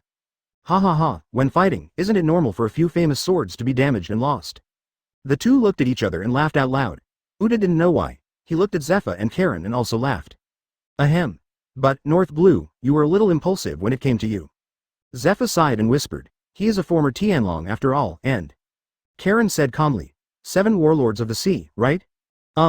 Karen asked. Do you think there should be such an organization? Zephyr shook his head, then nodded. Although I don't want to admit it, Roger did it. There have been more and more pirates in recent years, at least 5 times more than in previous years. And it is becoming increasingly difficult for us at Marine to recruit good talents. If the higher-ups can pass such a proposal, there is certainly a reason for it. He seemed to be saying these words to Karen, but also seemed to be saying them for himself. Only by giving up some benefits can these pirates check and balance each other and maintain a relative balance on the sea. Zfa's voice was low, revealing a hint of helplessness and sadness. Karen retorted. But once pirates are legalized, it will only make more people choose to become pirates. If even thieves can be cleansed, how can we maintain the justice in our hearts? Besides, those pirates won't be obedient. I understand how you feel, Karen. Zephyr said slowly, with a hint of exhaustion in his eyes. But in this era, we must face reality. The number of pirates has surged, and our existing power alone cannot contain their expansion. As for whether they are obedient or not, I have thought about it. This issue is not important at all. What is important is to let those pirates know that as long as they can bring down the 7 warlords of the sea, then they will become the new 7 warlords of the sea. The sea would be nice. As long as this happens, those pirates will gradually challenge the new authority for their own interests, forming a situation of mutual checks and balances. Karen naturally understood what he said, but it can only be said that they took it too naturally. The selected pirates were not like Marine at all. And as time goes by, in order to find more suitable people, in the end, the pirates who slaughtered Marine can transform into the new 7 warlords of the sea because of their own strength. It was precisely because of this move that the original Marine was heartbroken, and in the end even directly forced Marine's veteran figures to leave Marine. This situation did not change until Sakazuki became Fleet Admiral. It can only be said that Sengoku was too kind. This also further allowed Karen to choose to break away from Marine and become a new force that is not controlled by any force. After a moment of silence, Karen stared into Zfa's eyes and asked slowly. Teacher Zephyr, if I want to leave Marine, will you choose to leave with me? Chapter 251 Prelude to the Conference Advertisement. As soon as she said this, Karen regretted it. He knew that Zfa's belief in Marine was very firm, but he couldn't help but say such words. Sure enough, Zephyr was shocked when he heard this, with an angry expression on his face. His eyes widened and he asked in a low voice, What did you say? Karen opened his mouth, but before he could speak, Zephyr interrupted him. He frowned and slowly repeated Karen's words. You want to break away from Marine? This question came too suddenly, making it difficult for Zephyr to accept it for a while. He even wondered if he had heard it wrong, because he had never thought that his students would have such thoughts. Haha, teacher, this is just a hypothesis. Karen shrugged helplessly. Zephyr stared deeply into Karen's eyes, as if he wanted to see through his eyes his true thoughts deep inside. At this moment, he suddenly felt that the student in front of him had become so strange. He had spent his whole life contributing to Marine's future, and he couldn't understand why Karen would think of leaving Marine. Hypothesis is often the beginning of action. Zephyr said slowly, his eyes still staying on Karen, as if to warn him not to try easily. Karen sighed, he already heard the answer from Zephy's tone. No matter what, Zephyr is the one who upholds justice and protects Marine's honor. To him, Marine is everything to him. How could such a person be willing to betray the faith in his heart? What's more, he hasn't experienced those things yet. Actually, what I'm talking about is not leaving Marine, but... Karen paused for a moment, then slowly spoke, world government. Zephyr shook his head when he heard this, looked at him deeply, and said in a deep voice. Marine is world government, there is no essential difference between them. When did you come up with this idea? Zephyr had just finished asking and seemed to have already thought of the answer, so he continued to ask. Have you met Dorag? Advertisement. Karen nodded. Do you want to join the Revolutionary Army? Zephyr asked tentatively. Karen shook her head.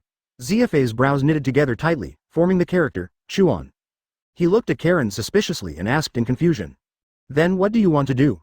Karen smiled bitterly and said tactfully. I don't plan to join the Revolutionary Army, nor will I completely break away from Marine. I just want to find a place to settle down. What do you mean? Don't you think Marine is safe enough? Zephyr frowned and said dissatisfied. Karen sighed softly and nodded. You are the hero of Marine and the protagonist of this conference, how could you be unsafe? There is nothing impossible about this. Although I have always told others that Doflamingo is just a former celestial dragon, I know better than anyone the weight of the word celestial dragon. You are indeed impulsive in this matter, but I believe that neither Marine nor world government will give up on you. Zephyr said slowly.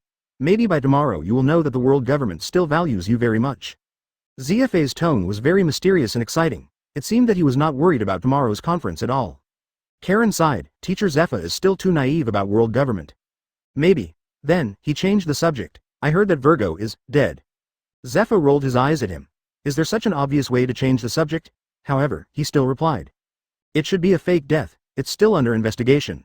Karen had already told him and Sengoku the news that Virgo might be an undercover agent, but now that Doflamingo had just been arrested, news of Virgo's death came out, and they were almost certain of Virgo's identity as an undercover agent. It's a pity that he ran away, Karen whispered. Zephyr sighed, I overlooked this matter, please be careful. Karen sneered. I'm really afraid that he won't retaliate. At the same time, advertisement inside the Marine Fleet Admiral office. Warring States sat opposite Cyborg Kong and completed the final docking work to him. Haha, Sengoku, I can rest assured that Marine will be left to you. Cyborg sat empty on the large chair, with a relaxed and comfortable look on his face. After carefully reviewing the last document, Warring States raised his head and said solemnly. I will never betray your trust. Cyborg waved his hands empty and said with a smile. Ha ha ha, kid, why are you so serious? You have done well enough before. I believe you will do better in the future. Warring States smiled bitterly and said, Don't make fun of me. I can't even imagine how the world will view us after 7 Warlords of the Sea is announced tomorrow.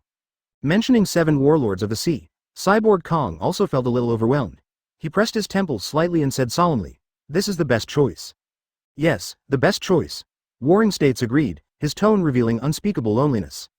From now on, the boundaries between Marines and pirates become even more blurred. Gang Kong looked at Warring States and comforted him. The number of generals has also been increased this time. I feel relieved to have them help you. After listening to this, Warring States pulled out a file on the desk in his office. 4 names are clearly recorded on it. Sakaski, Perusalino, Kuzan and Cullen. Warring States' eyes stayed on these 4 names for a long time, and finally fell on Karen's name. Kukulo Cullen, Special General. What is going on with this Special General? Warring States couldn't help but ask Cyborg Kong. I don't know either. This was arranged by name from above. Cyborg Kong was also confused. Warring States frowned slightly. To be honest, he thought that Karen would probably not be promoted to general this time, but he didn't expect that the higher-ups would still pass it. Did they really not care about Doflamingo? Warring States shook his head slowly. He had been an agent for Fleet Admiral for several years and had often dealt with those people. He knew that those people would never be exempted from the punishment of losing face because of Karen's contribution. Special General, what is so special about him? Gang Kong seemed to see Sengoku's doubts. He patted Sengoku's shoulder and comforted him. Don't worry, the people above are not fools. Maybe it's because they hate the Golden Lion. After all, the successor of the Golden Lion is for them to eat. What a big loss. It is said that they are still sending CP organizations to search for the whereabouts of those slaves and the identity of Black Crow. As for Karen defeating the Golden Lion, the higher-ups may look at this aspect and not pursue Karen's minor issues. Warring States nodded. It is indeed possible. Everything depends on tomorrow's conference. Chapter 252 Angry Guion Advertisement? Together? Karen rode the two-wheeled motorcycle driven out of the Universal Capsule and parked steadily beside Guion. Compared with others who set off on foot, Karen's style of riding a motorcycle is incompatible with others. It's not that there are no cars in this world, it's just that the people living here don't seem to like them very much. No. Guion rolled her eyes. She didn't really like the feeling of being in the limelight. You are the protagonist today. Are you a little too flamboyant riding this thing? Karen glanced at Guion. Zhang Yang, isn't this just right? After today, you will be a general. Don't act like a child. It's better to be more steady in the future. In Guion's heart, the general is Marine's card, and Karen's actions are somewhat childish. Karen asked with some surprise. How did you know? Sister, he told me. Didn't teacher Zepha tell you? Guion asked. She knew that Karen was next door to Zepha. With the relationship between Karen and Zepha, it was impossible for Zepha to receive the news. Well, it's very possible. Maybe teacher Zepha wants to give Karen a surprise. Thinking of this, Guion was a little annoyed. He had known better not to tell Karen. Karen nodded, somewhat understanding why Zepha told him not to worry about tomorrow's meeting. But does the world government really want to give itself the position of general? But Stussy told him that the higher-ups would target him. He had no doubts about Stussy's ability. She was a woman who could go undercover for decades without being discovered. Karen shook his head, unable to understand, and simply stopped thinking about it. Ahem, in short, you will be a general in the future, so it is better to be more stable. Guion coughed slightly and said. Karen smiled slightly, got off the motorcycle, and pressed a button to retract the motorcycle into the Universal Capsule. Guion opened his eyes wide instantly and looked at the omnipotent capsule in Karen's hand. What is this? Universal Capsule, Karen explained. That's amazing. Did you do it in North Blue? Karen shook her head without explaining, and Guion didn't ask any more questions. Although the Universal Capsule looked magical, she didn't find it strange. Putting away the Universal Capsule, Karen smiled and said. Actually, I hate flamboyant people the most. Advertisement. At this moment, accompanied by a roar, Smoker slowly stopped beside Karen on his motorcycle. Hey, Karen, the motorcycle you gave me is great, would you like? He was just halfway through talking when he noticed Guion next to Karen, so he touched his nose angrily and smiled awkwardly. Ahem, you go, I'm leaving first. Saying this, without waiting for Karen's reply, he squeezed the accelerator and disappeared from the sight of the two of them. This man's name is Smoker. Guion would sometimes go to Zepha to teach recruit swordsmanship. Yes. I remember he was in the same class as you? Yes. And I heard that he became your new lieutenant? That's right. I walked to the convention venue with Guion, and the two of them sat in the first row together. Sitting here are all Karen's acquaintances, Sakaski, Paluzalino, Kuzan, Huashaoshan, Flying Squirrel, Jachi, and other lieutenant generals. In fact, given Karen's level, he is not qualified to sit in the front row. But Garp is sitting on the general seat. As the new hero of Marine, why can't he sit on the lieutenant general seat? And he is the visible protagonist of this conference. Even the lieutenant generals and major generals didn't think there was anything wrong with him sitting here. So he felt very at ease. The scale of the conference was very large, and the entire venue was solemn. Except for Captain Marine, who was in charge of security, basically all the generals from the headquarters were here. Many royal families from various participating countries sat at the VIP table. Karen took a cursory look and found a few familiar figures, King Riku and Nefertali Cobra. Although Karen has never seen him in person, he can tell his identity from the little blue-haired girl next to him. Karen's mind moved. Pluton, the three major weapons of ancient times. It seems that I have a chance to go to Alabasta. In addition to the nobles and royal families, there are also many media reporters who are arranging live phone bugs. Including one who looks like a birdman. Morgans, who was excitedly arranging phone bugs, suddenly felt a light behind him and turned his head, just in time to meet Karen's eyes. Karen smiled at him, and Morgans immediately responded to Karen with a stiff smile on his lips. Then, he ran out quickly. Advertisement, it's really scary, I almost died. When he ran to a deserted corner, he slowly exhaled, and then the excitement on his face was almost uncontrollable. Ha, it's as I thought, a domineering force targeting animals. It's really big news. What's wrong? Guion followed Karen's line of sight, but found nothing. Karen shook his head and smiled. Nothing, I just saw an interesting person. Morgans? Guion thought of the white feathers that flashed just now. Yes. HMPH. Damn that guy, when I find him, I will chop off his hand. Guion stood up immediately, his eyes seemed to burst out with fire. Why did he offend you? Karen asked curiously. Guion immediately took out a newspaper from his pocket and handed it to Karen with an angry face. Shocking reveal. Guion controls Karen, the dark game inside Marine. He read the report carefully from top to bottom and found that the content inside was simply jaw-dropping. The article mainly describes Guillaume's coveting of Karen's appearance and the details of how she uses various means to make old cows eat young grass. It also contains a lot of exaggerated descriptions and some unpleasant metaphors. In the article, Karen is described as an innocent little sheep with no scheming, while Guillaume becomes a big bad wolf who is deliberate and cautious at every step. This is pure slander. Karen suppressed a smile and said indignantly. This was the first time that he carefully read Morgan's report about himself. No wonder he always felt that the people around him looked at him strangely. No wonder Morgan's always avoids him. Guillaume sat down and tried to calm down his mind. Speaking of which, it's all your fault. Blame me? Karen pointed to her nose. HMPH, don't talk about me. Now almost any woman who has a relationship with you will be spread by Morgan's, Guillaume said angrily. Karen comforted. It doesn't matter. Anyone with a discerning eye can see at a glance that this is purely a rumor, and no one will believe it. Guillaume sighed. I really don't understand how you offended him. Karen scratched his head, and he was a little confused. It stands to reason that although there were false information in Morgan's previous reports, things like this to Karen had almost never happened. I don't know, I've never seen him before, but I'm a little curious about what exactly Morgan's is spreading rumors about me. Guillaume suddenly looked at Karen with pity, thought for a while, and took out a newspaper from his pocket. Karen and Charlotte Linlin's 10th child turns out to be her. Chapter 253 7 Warlords of the Sea is established. Advertisement as Cyborg Kong brought Saint Wechuli to the scene, the entire atmosphere instantly became solemn and serious. Next to the two of them, warring states looked serious, while Cyborg Kong and Wechuli Sheng were talking intentionally or unintentionally. The whole picture gave people a very harmonious feeling. After the three people took their seats, the commendation ceremony officially began. First, Cyborg walked to the center. He was wearing a marine uniform and his eyes were firm. Looking around at everyone present, his voice was sonorous and powerful. Dear colleagues, we are here today not only to honor those Marines who have performed outstandingly in combat, but also to reaffirm our mission and responsibility as Marines. His words were like war drums, inspiring every Marine member present. In the past year, we have experienced countless challenges and tests. In the face of the enemy's threats, we have not retreated, but have become more united. Today we would like to pay special tribute to those brave and fearless soldiers in battle who have added honor to Marine with their blood and sweat. The Marine soldiers in the audience applauded and responded enthusiastically. Many people also focused on Karen, who was sitting in the center of the first row. The trauma left by Malinfondo by the Golden Lion is still clearly visible. They all knew that Karen was the absolute protagonist of this commendation meeting. Next, I would like to invite those Marine soldiers who have performed outstandingly in recent battles to come up to the stage to receive their awards. Cyborg Kong continued, his eyes showing respect for these heroes. As soldiers came on stage one after another, the atmosphere became more and more lively. Whenever a soldier stepped onto the stage, applause surged like a tide and resounded throughout the entire assembly.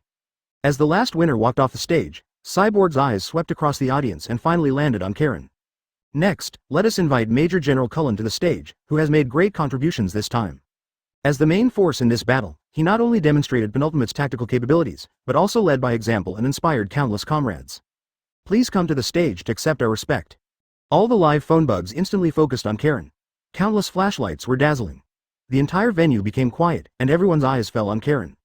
Karen took a deep breath, showed a shy smile, and walked onto the stage. Advertisement. The audience burst into warm applause again, much stronger than any time before. The Marines present were basically all generals living in Marineland. The invasion of the Golden Lion that day made them feel unprecedented crisis and panic. You know, their families all live in Marineland. Karen stood in front of the stage and was watched by thousands of people. She forced herself to resist the urge to shout out a slogan and started her speech. This speech was given to him by Zepha. He had already read it last night and found nothing wrong at all. The content of Cyborg Kong's speech just now is similar to that of Cyborg Kong, which is mainly about themes of unity, courage, responsibility, and glory. To be honest, the content is boring. However, Karen was too lazy to change it. He just planned to deal with it quickly and then start a new round of content. Dear colleagues, dear comrades, Karen began his speech.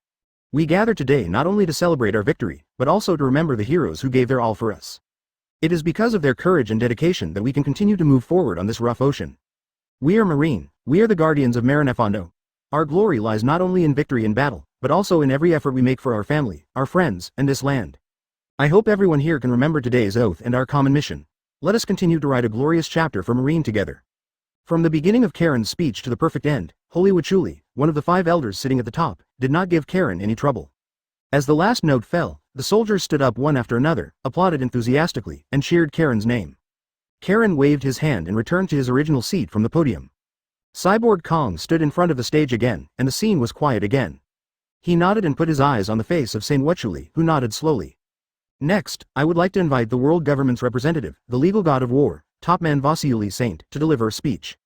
Marine is an organization directly under world government, and world government has absolute say in the replacement of Marine senior management. Saint Wetchuli walked onto the stage slowly, wearing a straight uniform, with a slight hint of arrogance on his serious face. Advertisement: starting from today, General Sengoku of Marine Headquarters will assume the position of Marine Fleet Admiral. He announced an unsuspicious news, and the soldiers in the audience fell silent, followed by waves of low whispers. As the current Marine Agent Fleet Admiral, Sengoku's ability and prestige in Marine are unquestionable. Vacharashung continued. The original Marine Fleet Admiral Cyborg Sora will be promoted from the Marine Headquarters Fleet Admiral to the Commander-in-Chief of the World Government Army. The whole place fell into a dead silence, and then burst into strong cheers. The Commander-in-Chief of the Army can be said to be the absolute symbol of power. He is in charge of Marine, CP, Knights of God, Marine Science Force, Marine Giant Force, Marine Criminal Investigation Bureau, Marine Photography Department, Marine Corps, and Justice Island Dogs. Team, Judiciary Island Guilty Jury, Judiciary Island Giant Guards, Impel City Prison Guards, Police and other world government armies. It can be said to be the most powerful position in the entire world besides the Five Elders. Even Cyborg Kong, who always had a serious expression, was also ecstatic at this time. The audience burst into applause for a long time. The reporters took pictures of him without hesitation.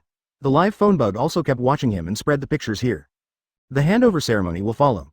After Saint Wetchuli finished speaking, Warring States slowly walked to the ceremony stage and shook hands gently with Cyborg Kong. The phone bug and the camera were pointed at the two of them to record the moment of witnessing history. Congratulations. Congratulations. The two said at the same time, and then both smiled. Next, Cyborg Kong handed the medal representing the Marine Fleet Admiral to Sengoku. After receiving it solemnly, Sengoku began to speak. The content is impassioned but not nutritious, and it's still the same old rhetoric. After Sengoku finished speaking, he did not leave. Instead, he stood with Cyborg Kong and waited for Saint Wetchuli to announce important decisions about world government and marine. Saint Wetchuli coughed slightly and said slowly, "Everyone, we are facing more and more enemies, and the situation at sea is becoming more and more complex. In order to better maintain peace and order in the ocean and enhance our combat effectiveness, from today world government will set up a special department. His name is Seven Warlords of the Sea, Chapter 254 Who's?" Advertisement. As soon as the term, Seven Warlords of the Sea, came out, the entire conference fell into dead silence. Many marine executives looked at each other, obviously shocked and confused by this proposal. Although the name Seven Warlords of the Sea has been heard within Marine for a long time, now it is the real official announcement. Seven Warlords of the Sea will be composed of 7 powerful pirates. They will be given special powers and qualifications and become an important force in our fight against other pirates. As he spoke, the expressions of Marine executives became more complicated. Some people frowned, obviously full of doubts about cooperation with pirates. Others showed expectant looks, seeming to see the potential and opportunities behind this strategy. I know that everyone here may be confused by this decision, Saint Wetchuli continued, his eyes blazing, but in this era of turmoil, strength is the most important, and the establishment of 7 Warlords of the Sea will provide new strategic options and enhance our strength. The discussion in the audience gradually died down. Sengoku and Cyborg Kong looked at each other, knowing in their hearts that this decision was not only a challenge to Marine, but also a redefinition of the entire ocean order. The members of 7 Warlords of the Sea will be pirates who have strong strength at sea. Their joining means that we will be able to combat other pirate forces more effectively. They will become our marine allies and jointly maintain peace and order in the ocean. As soon as this sentence was finished, everyone sneered. Asking the pirates to maintain peace and order was probably the funniest thing they had heard today. However, this did not affect the reporters who came here. Their faces were excited and their flashlights kept flashing to record every detail of this historical moment. Of course, all this requires our strict supervision and management. Saint Wetchuli added, his eyes scanning everyone present. We must ensure that these pirates do not cross the line and remain loyal to the world government. Having said this, he slowly closed his mouth, as if waiting for the reporter's reaction to this bombshell news. Do you think the members of 7 Warlords of the Sea can truly fulfill their commitment to Marine? As if he had rehearsed, as soon as he closed his mouth, one of the young reporters boldly raised his hand to ask a question. Saint Wetchuli smiled slightly and said calmly, "Pirates are indeed complex and elusive entities, but we cannot ignore their strength and influence. We will ensure that their behavior meets our requirements through a series of strict assessment and supervision mechanisms. But once they gain power, how can we ensure that they will not betray us?" Another reporter immediately followed up by asking. "That's the core issue we're focusing on, advertisement." Wetchulisheng's voice was still calm, as if he had anticipated the reporter's questions. "We will set up a supervisor for 7 Warlords of the Sea, who will be responsible for all actions and decisions of 7 Warlords of the Sea." As Saint Wetchuli looked at Karen's position, The reporters present were not fools and naturally saw the meaning in Saint Wachuli's eyes. So, who will serve as this overseer? The reporter who asked the question looked at Wachuli Saint and then at Karen, already having the answer in his mind. This supervisor must have sufficient prestige and strength to ensure that he can exert influence on the pirates, and he will be the representative of Marine, shouldering the important task of maintaining maritime order. Saint Wachuli did not answer in a hurry, but talked about the responsibilities and importance of the supervisor. Karen looked at him coldly. Is this the 5 elders taking revenge on themselves? Who are 7 warlords of the sea? They are pirates. Who is Karen? Marine. Now let Karen manage the pirates. If he manages it well, forget it. If he doesn't manage it well, he will be greeted with overwhelming infamy. All the things those pirates did will be forced on Karen alone, which will ruin Karen's reputation. Although Karen's reputation is not good in this sea because of Morgan's rumors, anyone with a discerning eye knows that this is false. But as long as Karen becomes this so-called supervisor, then the entire sea will know the truth, that is, the 7 warlords of the sea are working for Karen. Unless all those pirates have really changed their gender and none of them have done anything illegal. But is that possible? The reason why pirates are pirates is that they want to do whatever they want, and there is no way they can follow Marine's orders. Especially those pirates who are famous at sea. Wachuli Sheng stared at Karen, with a half-smile curve at the corner of his mouth, as if he was laughing at Karen's ignorance and stupidity. It seems to be telling Karen that even if you defeat the Golden Lion, even if you have a high reputation in Marine, so what? Not even one word from me can easily destroy you. No matter in which world, power is still the most deadly. Advertisement, especially those who follow the rules. Saint Wachuli showed a mysterious smile, pointed directly at Karen, and said loudly, Major General Karen will serve as the supervisor of the 7 warlords of the sea. Wow! The whole place instantly fell into an uproar, and everyone looked at each other in shock. Guillaume, who was sitting next to Karen, looked at Karen in surprise. She had known for a long time that the world government was going to establish a department like 7 warlords of the sea. In her heart, she was against it, but this was a high-level decision and the best choice. So she was forced to accept it, but now, what she didn't expect was that there was an extra supervisor above the 7 warlords of the sea. Moreover, this supervisor is still Karen. She suddenly felt that there was nothing unacceptable. She didn't think too much, she just felt that Karen's character could just put a restraint on the so-called 7 warlords of the sea. Not only her, but Zepha also looked at Karen in surprise. He only learned today that there is a supervisor above the 7 warlords of the sea. But then, his excitement gradually turned into doubt, and he seemed to understand the true intention of Saint Wachuli. Karen, are you qualified for this position? Saint Wachuli asked. It's not that he was asking for Karen's opinion, he was just deliberately disgusting Karen because he knew that Karen couldn't refuse. Sure enough, Karen stood up slowly, nodded solemnly.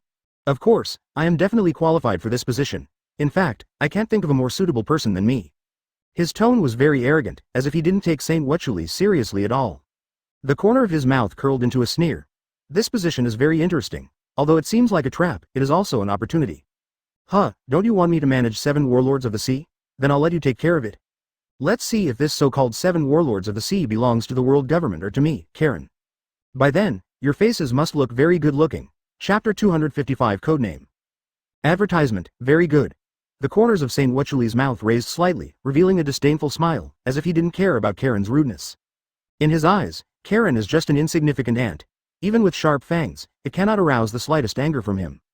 After Karen returned to his original position, another reporter stood up impatiently and asked eagerly. How will the specific candidates for 7 warlords of the sea be determined? Saint Wachuli smiled softly and replied calmly. Haha, this needs to wait until the end of this conference and then be discussed and decided by Marine and the world government. Afterwards, several reporters stood up and asked various questions to Wachulisheng, but they were all skillfully avoided or dealt with by him. As time went by, everyone gradually lost interest in continuing to ask questions. Holy Wowochuli also returned to his seat from the podium, and before leaving, he secretly handed a note to Warring States. Warring States took it calmly and didn't look at it in a hurry. Immediately afterwards, Sengoku stepped onto the podium as Marine Fleet Admiral and began to deliver a speech. Off stage, Guillaume looked at Karen with joy and said with a smile. Great, Karen, since you will be responsible for the affairs of 7 warlords of the sea from now on, I will feel more at ease.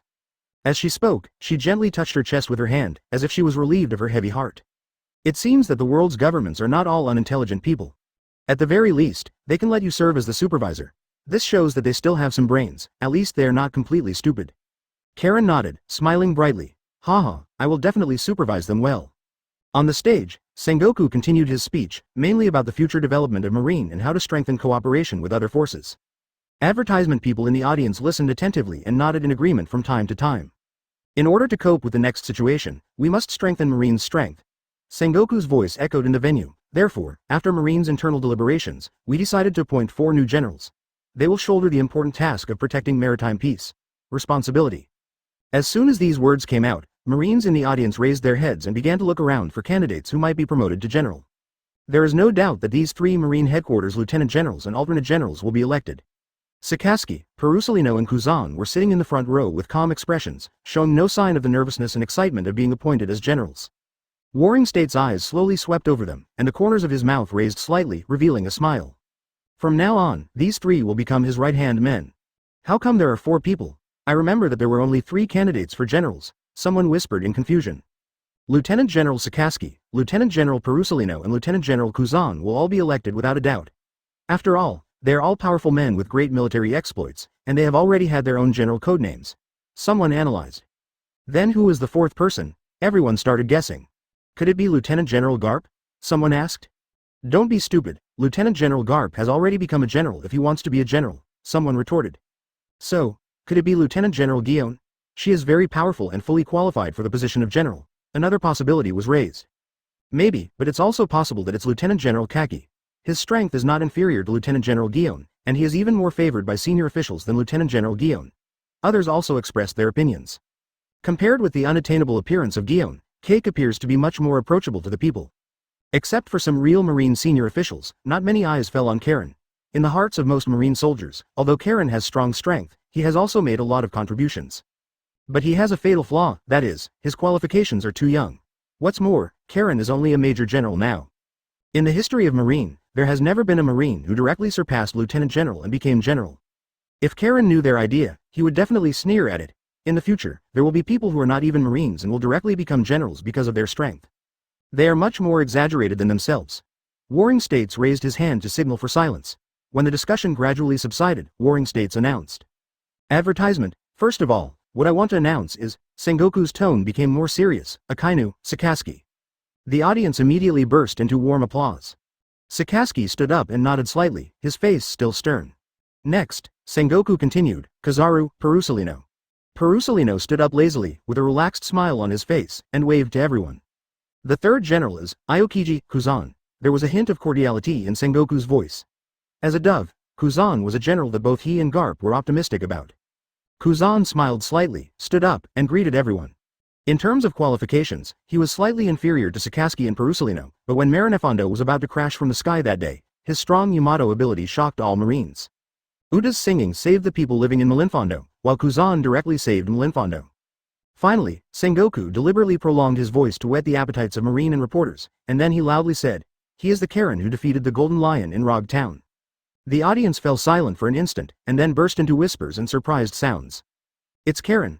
How could he become a general? Karen is only a major general now, and it will only be 3 years at most when he joins Marine. If it's Karen, it's not unacceptable. His strength and ability are indeed that of a general. It's so scary. A Marine general in his early 20s, I can't even imagine where Karen can reach in the future. Amid the commotion around him, Karen slowly stood up. Although Guillaume had told him in the morning that he was going to become a general, he still didn't expect it to be so easy. And Stussie's warning still makes him unpredictable. If it is targeted just by making him the supervisor of the 7 warlords of the sea, then the 5 elders would be too naive. Walking onto the podium again, Karen stood next to Kuzan and nodded to him. Warring States looked at the 4 people with satisfaction and said again, you 3 already have codenames as alternate generals. Karen has just been promoted from Major General. Karen is now given the codename, Black Tiger.